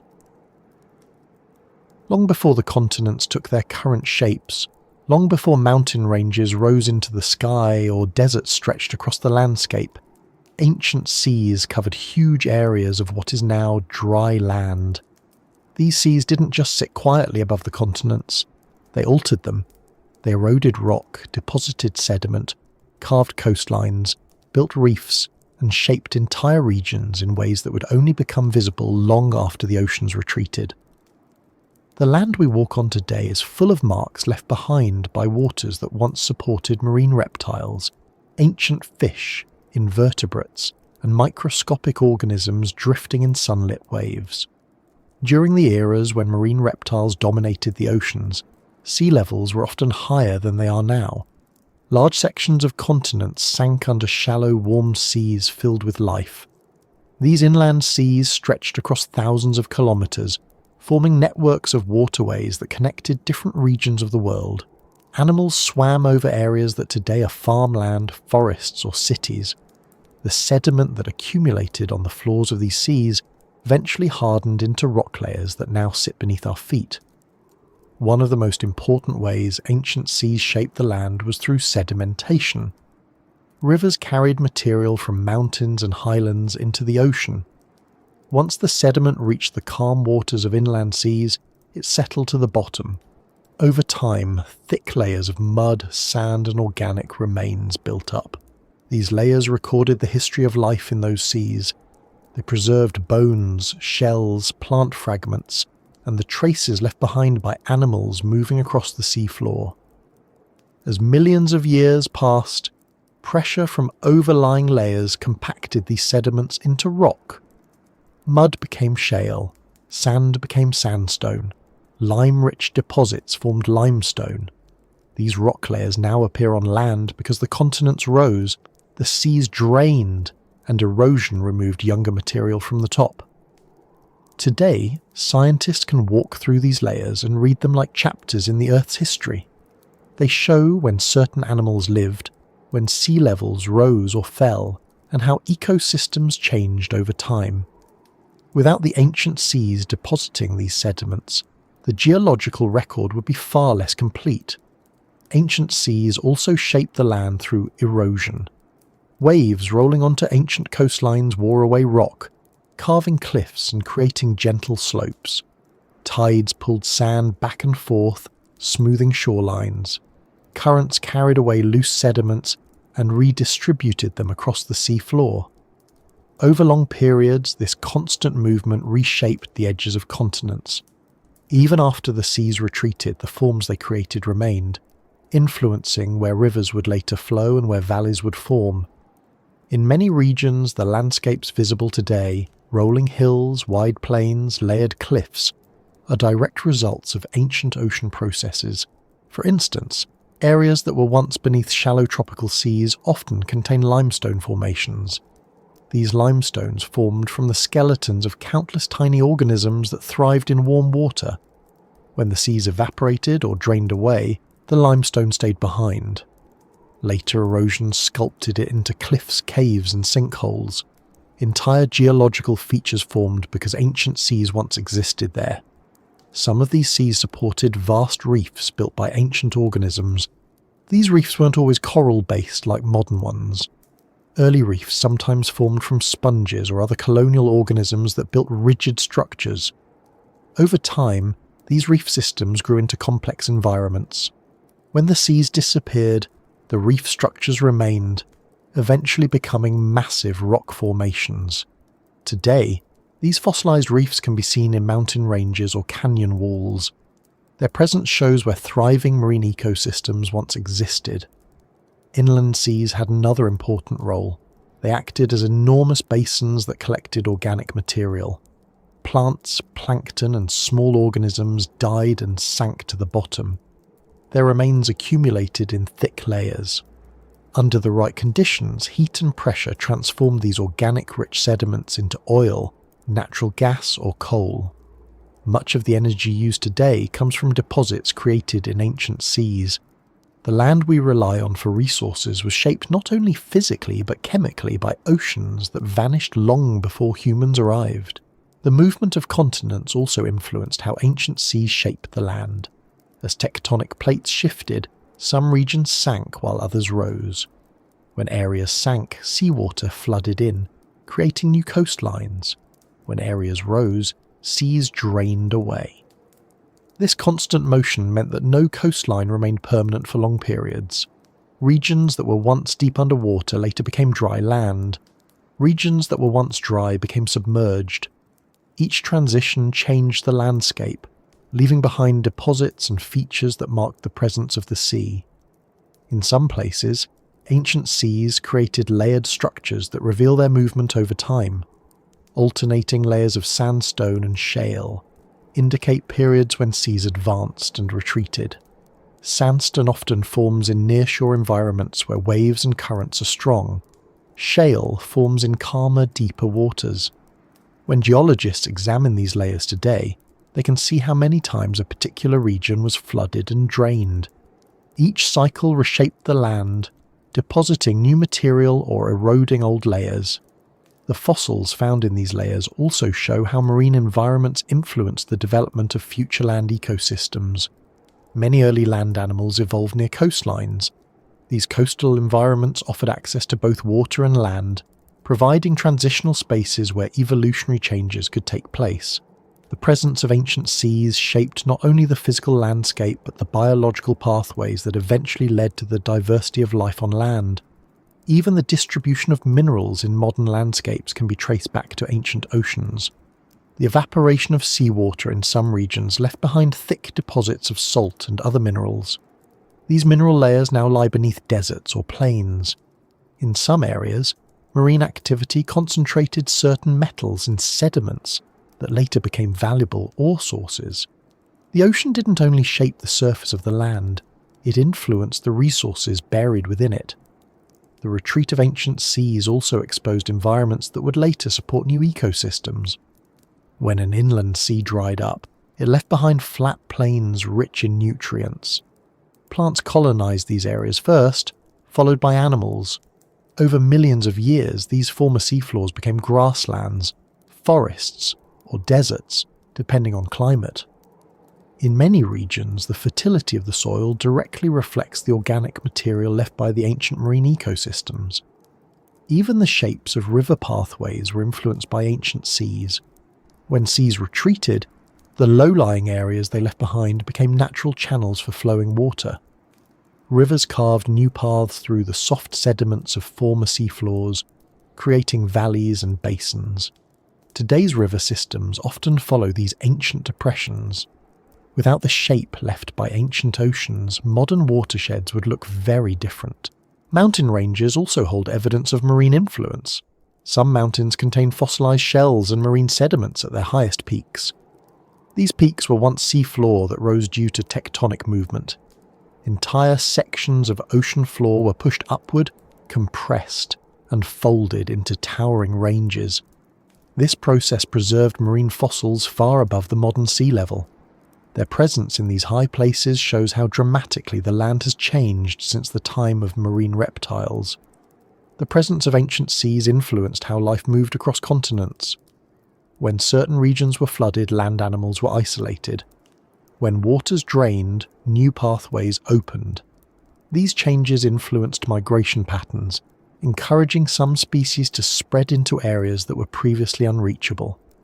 Marine reptiles sometimes adapted to new coastal environments created by shifting seas, influencing how different groups evolved over time. The climate also responded to the presence of ancient seas. Large inland seas affected temperature and humidity in surrounding regions. They moderated climate by absorbing heat during warm periods and releasing it slowly during cooler times. This stabilization created environments where certain plants and animals could thrive. When the seas receded, climates shifted. New ecosystems replaced old ones. Some animals moved away, others adapted. Even today, many landscapes carry the signature of ancient oceans in their structure.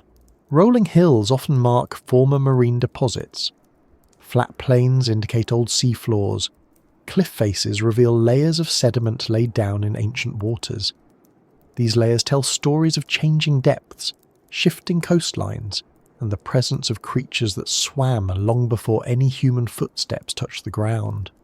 The influence of ancient seas can also be seen in the distribution of modern coastlines.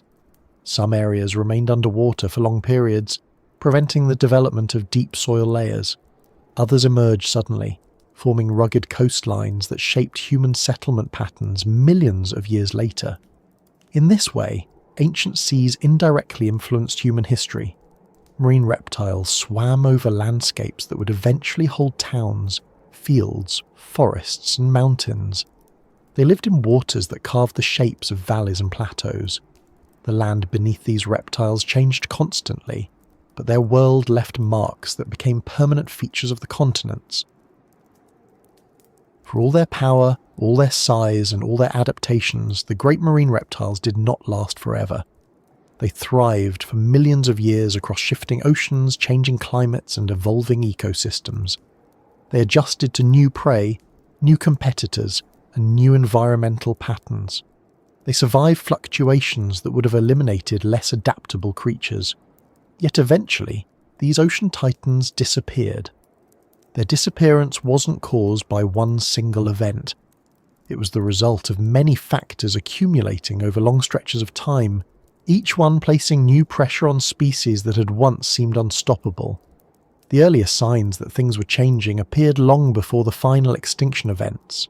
Ecosystems rarely collapse all at once. Instead, they shift slowly as conditions change.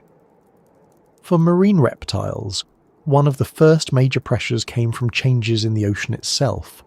Sea levels rose and fell repeatedly. Inland seas that had once provided safe, warm environments shrank or disappeared. New coastlines emerged. Old coastlines vanished. These shifts created new habitats for some species, but removed vital feeding grounds for others. Reptiles that relied heavily on specific regions or prey types began to face difficulties when their stable environments transformed. Climate changes also played a major role. The warm, stable periods that supported the growth of large marine reptiles did not last indefinitely. Temperature fluctuations altered ocean currents, prey distribution, and the availability of nutrients. Some periods brought cooling, others brought warming. These changes did not always match the needs of animals that depended on steady water conditions. Reptiles capable of long migrations had some ability to adapt, but even they faced challenges as ancient currents shifted and prey moved into new territories. Another significant pressure came from the evolving fish populations. Fish continued to diversify throughout the Mesozoic era. Their body shapes became more efficient. Their movement patterns improved. Some fish species developed defensive traits that made them more difficult to catch. Others formed large schools that complicated the hunting strategies of slow-turning predators. As fish became faster and better adapted to escaping, marine reptiles had to expend more energy to chase them. This extra energy cost created subtle disadvantages that accumulated over time. The arrival of new predators also reshaped the oceans. Sharks, which had been present for millions of years, continued to evolve into more advanced forms. Their jaws became more powerful, their senses sharpened, their swimming efficiency improved. Sharks didn't eliminate marine reptiles directly, but they competed with them for prey. In some regions, sharks became dominant predators in environments where reptiles had once held the advantage. Competition does not always lead to immediate extinction, but it can slowly weaken populations by reducing available food and increasing energy expenditure. Prey availability shifted in other ways as well. Ammonites, which had been a major food source for many marine reptiles, began to decline toward the end of the Cretaceous period. Changes in ocean chemistry, sea levels, and climate affected ammonite populations. As ammonites decreased, predators that depended heavily on them had to adapt to new diets. Not all species had the flexibility to make this transition easily. Those with specialized teeth or jaw structures struggled when their preferred prey became scarce. The environment continued to change through tectonic activity. The arrangement of continents moved closer to what it is today. As land masses shifted, ocean circulation patterns were disrupted. This instability affected temperature gradients and nutrient flow. The long, warm inland seas that once supported large marine reptile populations gradually disappeared. In their place, narrower ocean basins formed, with different conditions that favoured some species over others. Reptiles that had thrived in wide, open, warm waters found fewer environments that matched their needs. Reproduction also became a limiting factor. Many marine reptiles gave birth to live young, which allowed them to spend their entire lives in the water. But giving birth required safe, stable environments. In times of greater environmental fluctuation, nursery areas became less predictable. Changes in water temperature, salinity, or prey availability could disrupt reproductive success. Even slight decreases in birth rates, if they persisted over long periods, could weaken populations. Species with slow growth or long reproductive cycles were especially vulnerable. The biggest and most dramatic factor, however, was the series of catastrophic events that occurred near the end of the Cretaceous, the same events that ended the reign of the non-avian dinosaurs on land. When a massive asteroid struck the Earth, the effect wasn't limited to the impact site. Dust and particles entered the atmosphere, blocking sunlight for extended periods. Photosynthesis slowed dramatically. Plankton populations crashed. The entire ocean food chain collapsed from the bottom upward. This collapse hit marine reptiles hard. They depended on large populations of fish, cephalopods, and other prey. When plankton diminished, small fish and invertebrates starved. Larger fish struggled to find enough food. The decline moved rapidly through the system, leaving predators with fewer and fewer resources. Reptiles that required large daily energy intake were among the most vulnerable. Their size, once an advantage, became a burden during periods of scarcity. In addition to food shortages, the aftermath of the asteroid caused rapid temperature changes. Surface waters cooled, nutrient cycles fell out of balance. The chemistry of the oceans shifted as massive amounts of material settled into the water. Acidification increased in some regions. These changes weren't gentle. They occurred on timescales far shorter than what species were used to. Even animals that had adapted to previous environmental shifts couldn't adjust quickly enough this time. The physical geography of the oceans also changed. Sea levels dropped as climates cooled. The shallow water habitats that many reptiles relied on shrank. Coastal zones changed shape. Coral-like ecosystems suffered. Areas rich in prey disappeared.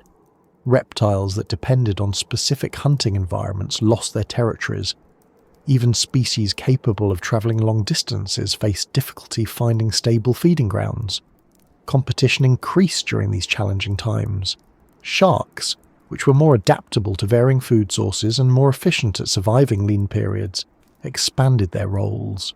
Smaller predators with lower energy requirements endured conditions that eliminated larger reptiles. The environment had shifted towards systems that rewarded flexibility over specialization and smaller body sizes over large ones. Another factor contributing to disappearance was the reproduction rate of these reptiles. Many large marine reptiles matured slowly and produced relatively few offspring compared to smaller animals. When the environment became unstable, slow reproduction prevented populations from recovering quickly. Species that needed long periods of favourable conditions to thrive found themselves unable to replace individuals lost to starvation, predation, or environmental stress. Some marine reptiles may have been affected by changes in oxygen levels as well. When temperature changes disrupted ocean circulation, deep ocean waters could become less oxygen-rich. This affected the distribution of prey and made some regions less habitable. While marine reptiles breathed air, not oxygen from the water, they relied on ecosystems where prey could live. If prey couldn't survive due to oxygen-poor conditions, predators suffered indirectly. Though the asteroid impact is often seen as the main cause of their extinction, it is more accurate to say it delivered the final blow to groups already facing long-term challenges. Ecosystems were shifting before the impact. Food webs were becoming more complex. Competition was increasing. Environmental conditions were transforming. The asteroid simply accelerated these pressures into a cascade that the marine reptiles could not overcome. What makes their disappearance particularly striking is the contrast between their dominance and their vulnerability. For millions of years, they filled the oceans with forms ranging from agile hunters to massive giants. They adapted to temperatures, ocean currents, prey changes, and the constant motion of the seafloor. They survived events that transformed the environment many times over, yet in the end, the combined weight of climate change, ecological shifts, competition, and a sudden planetary catastrophe created conditions they could not escape. Their extinction opened ecological space for new groups of animals. Sharks increased their dominance. Marine mammals eventually entered the oceans, filling some of the same roles once held by reptiles. The oceans transformed again, just as they had done many times before. Life continued, but in different shapes and patterns. The disappearance of these ocean titans wasn't a single moment of destruction. It was a long decline punctuated by sudden shocks. It was the result of many small disadvantages accumulating until survival became impossible. Their world had supported them for millions of years, but when it changed too quickly and too dramatically, even the best adapted predators couldn't adjust fast enough. Long after the marine reptiles vanished from the oceans, long after the ecosystems they depended on transformed into new patterns, and long after the very continents they swam above drifted into new shapes, traces of their existence remained.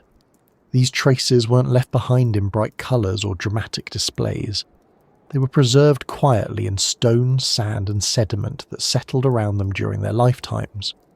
The marks they left behind survived because the Earth continued layering new material over the old, sealing in pieces of their world inch by inch, year by year, until entire eras were hidden beneath layers of rock. These traces didn't all look the same. Some were complete skeletons, preserved in positions that suggested a final moment of stillness before the ocean floor consumed them. Others were scattered bones, separated by currents or scavengers before being buried. Many were only fragments: teeth, jaw sections, vertebrae, limb bones, ribs. Each piece carried information about the animal it once belonged to. Some fossils were so delicate that only thin impressions remained, showing the outline of scales or skin textures preserved against ancient sediment. The way these remains were preserved depended heavily on the conditions of the ocean floor. In regions where sediment accumulated quickly, animals that died had a better chance of becoming fossils. Soft mud settled gently over bodies and protected them from decay. These environments created detailed fossil records that scientists rely on today to reconstruct the appearance and behaviour of marine reptiles. In other regions, erosion or strong currents disturbed remains, scattering them before burial. These areas produced fossils that were harder to interpret, but still valuable for showing distribution patterns and evidence of ancient ecosystems. Some of the most recognisable traces left behind were teeth. Teeth preserved better than almost any other body part. Their hardened enamel allowed them to withstand pressure, mineralisation, and the passage of time. Even when entire skeletons vanished, teeth could remain intact. The shape, size, and placement of teeth provided essential clues about diets, hunting methods, and species identity. In many fossil beds, teeth are found far more frequently than bones, forming a dense record of the predators that once swam through the oceans. Vertebrae also survived well. Marine reptiles often had large, thick vertebrae that resisted decay and compression. These bones, when discovered in long series, revealed the length and structure of tails, necks, and bodies. The patterns of attachment between vertebrae helped scientists understand how these animals moved. Some species had vertebrae that allowed quick side-to-side motion. Others had structures that indicated stronger, more rigid movement. By studying these bones, scientists could reconstruct swimming styles, hunting methods, and even how certain animals may have interacted with each other. Limb bones and flippers often appeared in the fossil record as well. Though more delicate than vertebrae, these bones sometimes preserve details of muscle attachment and joint motion. The shape of flippers revealed how different species propel themselves through the water. Long, narrow flippers suggested efficient gliding motion. Shorter, broader flippers indicated powerful strokes used for quick acceleration. Every detail helped refine the picture of what these animals looked like in motion. In some rare cases, fossils included impressions of soft tissue.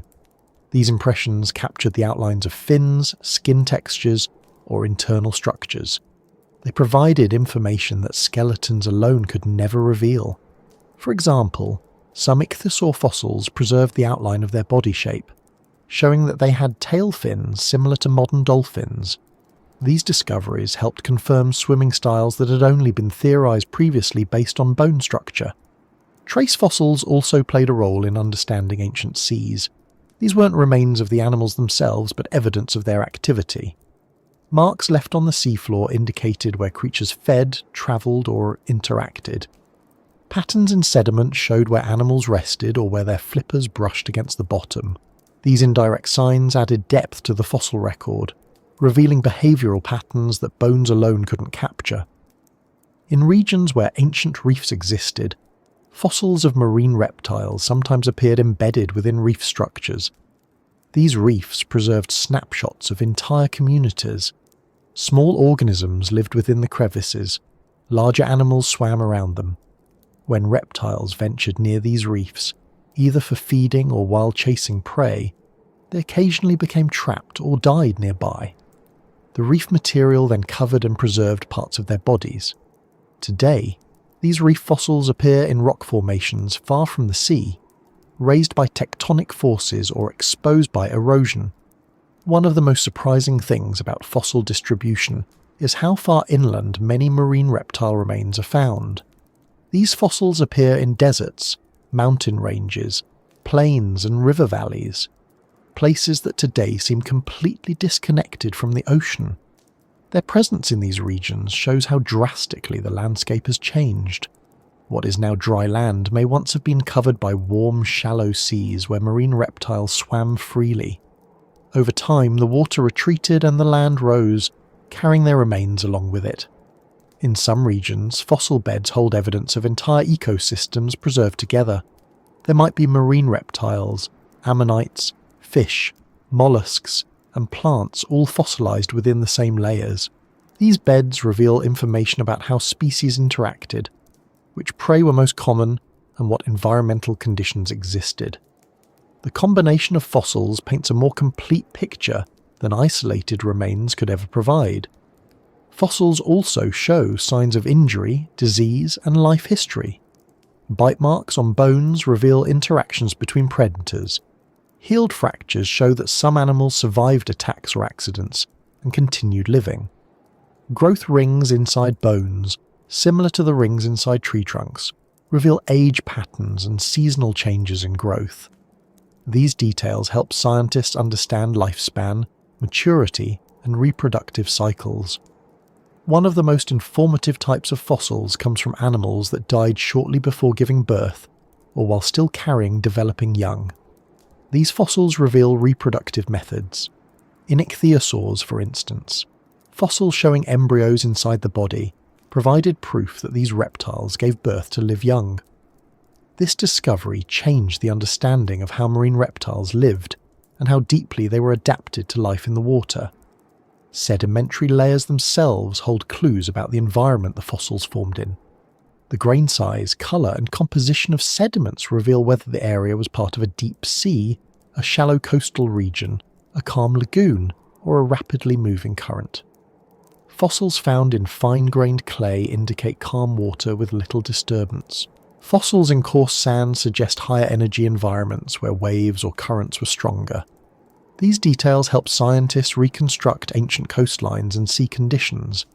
Some fossils contain mineral replacements that form detailed, three-dimensional replicas of original structures. Minerals like silica or calcite filled spaces inside bones or shells, preserving internal features that would otherwise have been lost. This process sometimes created exceptionally detailed fossils revealing structures at a microscopic level. These fossils helped identify fine features like blood vessel channels or patterns of bone growth. Even microfossils contributed to the picture. Tiny organisms such as plankton with calcium carbonate skeletons left behind millions of microscopic remains. By studying these microfossils, scientists identified climate patterns, water temperatures, and chemical conditions of ancient oceans. These patterns connected marine reptile fossils to broader environmental changes, showing how shifts in climate or chemistry influenced life in the sea. Some traces weren't biological at all. Ripple marks preserved in stone showed how waves once moved across ancient beaches. Mud cracks indicated areas that occasionally dried out. Layers of sediment with alternating textures showed seasonal changes or tidal patterns. These geological signs combined with biological fossils to form a more complete record of ancient environments. The distribution of fossils also revealed migration patterns and species diversity. When the same species appeared in fossil beds on different continents, it indicated that ancient seas had connected those regions. When species appeared only in certain areas, it suggested isolated environments or specialized ecosystems. These patterns helped scientists understand how marine reptiles moved across the world and how local conditions influenced evolution. Fossils recorded extinction as well. In some layers, diversity decreased significantly compared to earlier ones. Certain species disappeared abruptly, others dwindled slowly over time. These changes reflected the environmental pressures that eventually led to the disappearance of marine reptiles. By comparing layers, scientists could track which species disappeared first, which survived longer, and how the overall ecosystem changed. Beyond bones and impressions, chemical traces also survived. The minerals inside fossils sometimes preserved isotopic signatures that revealed water temperatures during the reptiles' lives. These measurements showed how climate changed through time and how those changes affected ocean life. Traces of organic molecules, though rare, sometimes remained locked inside fossils, offering hints about diet and physiology. The stone and sand that preserved these traces didn't remain hidden forever. Erosion, uplift, and human exploration gradually exposed them. As scientists uncovered more fossils, patterns became clearer. Each discovery added detail to the story of ancient oceans, revealing not just what marine reptiles looked like, but how they lived, how they moved, and how their world functioned. These traces don't bring the ancient ocean back, but they do allow us to reconstruct its patterns with surprising accuracy. They show how life adapted, how ecosystems changed, and how a world filled with enormous reptiles eventually gave way to something new. The story didn't vanish with the animals. It remained in the rocks beneath our feet, waiting to be found, waiting to be understood. Even though millions of years have passed since the last marine reptiles swam through ancient oceans, the sea has not forgotten them. The water that moves across the planet today is different from the water that carried ichthyosaurs, plesiosaurs, plesiosaurs, and mosasaurs, but the patterns that shaped their lives continue in new forms. The currents still move, the tides still shift, the winds still drive the surface into motion, and the creatures living beneath the waves still respond to forces that operate much the same way they did in the distant past. In many ways, the modern ocean is built upon the same framework as the ancient one. It carries the memory of those earlier worlds not through conscious recognition, but through the persistence of the systems that shaped life for hundreds of millions of years. The sea remembers through its structure. The deep trenches, broad basins, and sprawling continental shelves that define the ocean floor today were influenced by the same tectonic movements that shaped the ancient seas. The ridges that push new crust outward, the faults that pull regions apart, and the shifting plates that rearrange continents continue to operate. These geological features affect currents, temperature patterns, nutrient flow, and the overall distribution of marine life.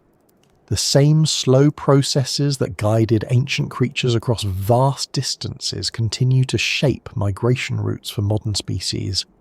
The ocean remembers through its chemistry as well.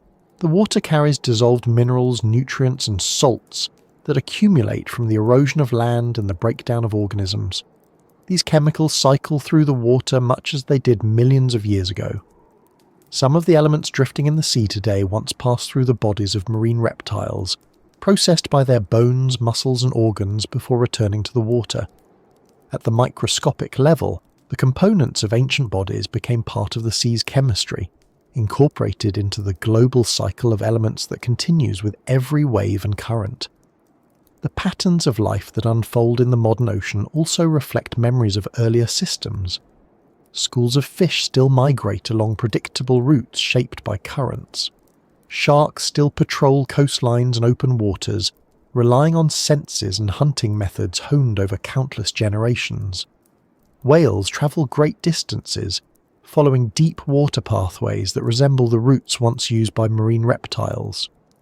These migrations are not conscious echoes of the past, but they exist because the underlying structure of the ocean has not fundamentally changed. The sea remembers through the continuity of its food webs. Plankton still form the foundation of life, drifting near the surface where sunlight reaches. Small fish still feed on these drifting organisms, just as ancient fish once did. Larger predators still hunt those fish, and scavengers still wait for opportunities at every level of the chain. Though the species have changed, the roles remain. The interactions that define marine ecosystems today are built on principles that shaped life in ancient seas long before humans appeared. Even the behaviours of modern animals carry faint reflections of their ancient predecessors. Some marine mammals hunt using strategies that resemble those used by long-extinct reptiles. Certain species dive through layers of darkness, following prey that rises and falls with daily cycles just as ancient creatures did. The idea of a layered ocean, bright at the top, dim in the middle, dark below, remains central to marine life today. Animals still adapt to these layers, moving in patterns influenced by temperature, pressure and light. Patterns that existed before the first plesiosaur ever glided through the water. The coastline itself acts as a memory. Many shorelines now reveal fossils that were once buried beneath ancient seas. These cliffs, riverbeds and desert exposures show the remnants of oceans that shaped the land. They hold skeletons and impressions that record how life moved through the water. The land remembers through these traces, but the sea remembers through continuity. Each wave hitting the shore today is part of a cycle that began long before humans saw the ocean as something to study, travel across, or dream about. The ocean also remembers through the survival of certain lineages. Sea turtles, for example, began their evolutionary journey during a time when marine reptiles dominated the oceans. They survived the transitions that eliminated the giants. Their shells, flippers, and lifestyles carry hints of ancient design principles shaped by earlier seas. Crocodiles and their ancestors survived the same eras, living in coastal regions affected by the same currents and ecosystems. Though they are not marine reptiles in the same sense as ichthyosaurs or mosasaurs, they experienced many of the same forces and retained structures that connect them to that past. Some fish species also preserve elements of ancient oceans. Coelacanths, once thought extinct, are relatives of ancient fish that existed during the age of marine reptiles. Their survival into modern times shows how some lineages endured while others vanished. Sharks, too, reflect continuity. While modern sharks are not the same species that swam during the time of marine reptiles, their body design, sensory systems, and ecological roles bear strong resemblance to their ancient relatives. They adapted to new environments, but their lineage remembers older patterns through the traits that allowed them to survive. Even the atmosphere influences how the ocean remembers. Wind patterns that drive surface currents today form through interactions between temperature, geography, and the rotation of the Earth, processes that shaped ancient currents as well.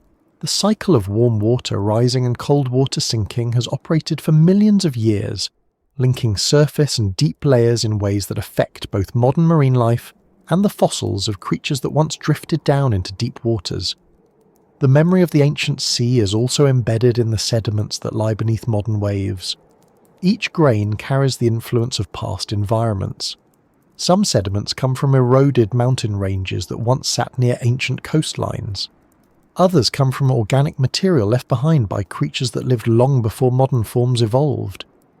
As these sediments accumulate, they create new layers that future geologists will study.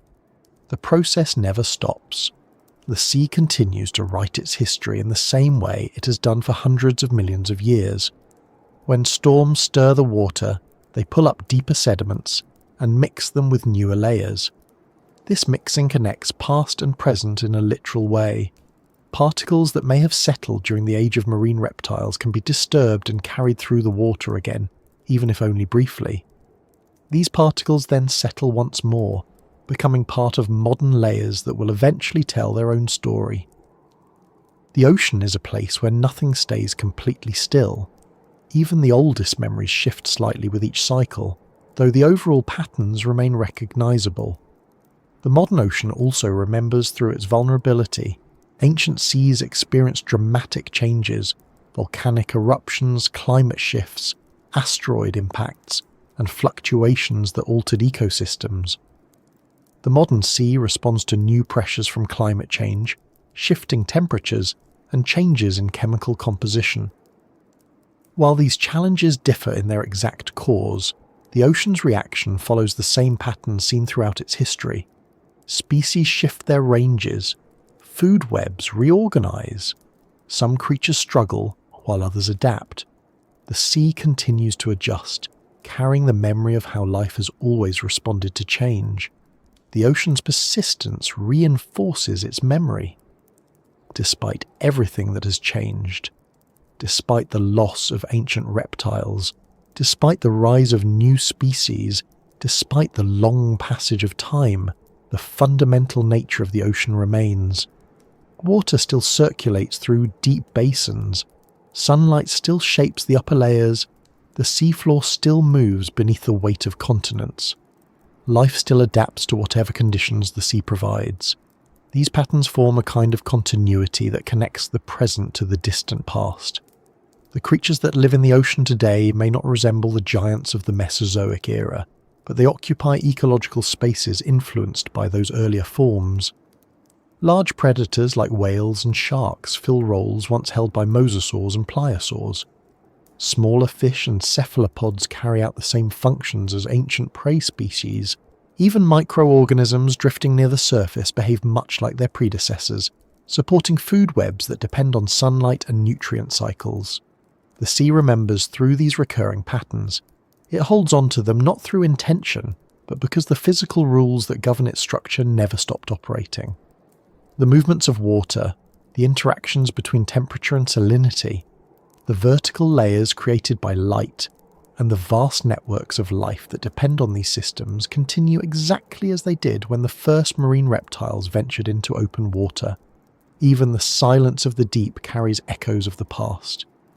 In the darkest layers, where pressure is immense and light cannot reach, the quiet conditions resemble the environment that preserved so many ancient fossils. The deep sea continues to serve as a repository of remains, holding on to the traces of modern animals just as it once held the remains of the giants. Over millions of years, those remains will become part of the layers that future creatures may never see, but will eventually shape new interpretations of the ocean's history. In a sense, the sea itself is one continuous story. The characters change, the environments shift, and the details evolve, but the underlying structure persists. The ocean of today is not the same as it was during the age of marine reptiles, but it carries enough familiarity that the connection remains clear. The currents, the layered depths, the cycles of life, and the steady movement of the seafloor link the present to the ancient past.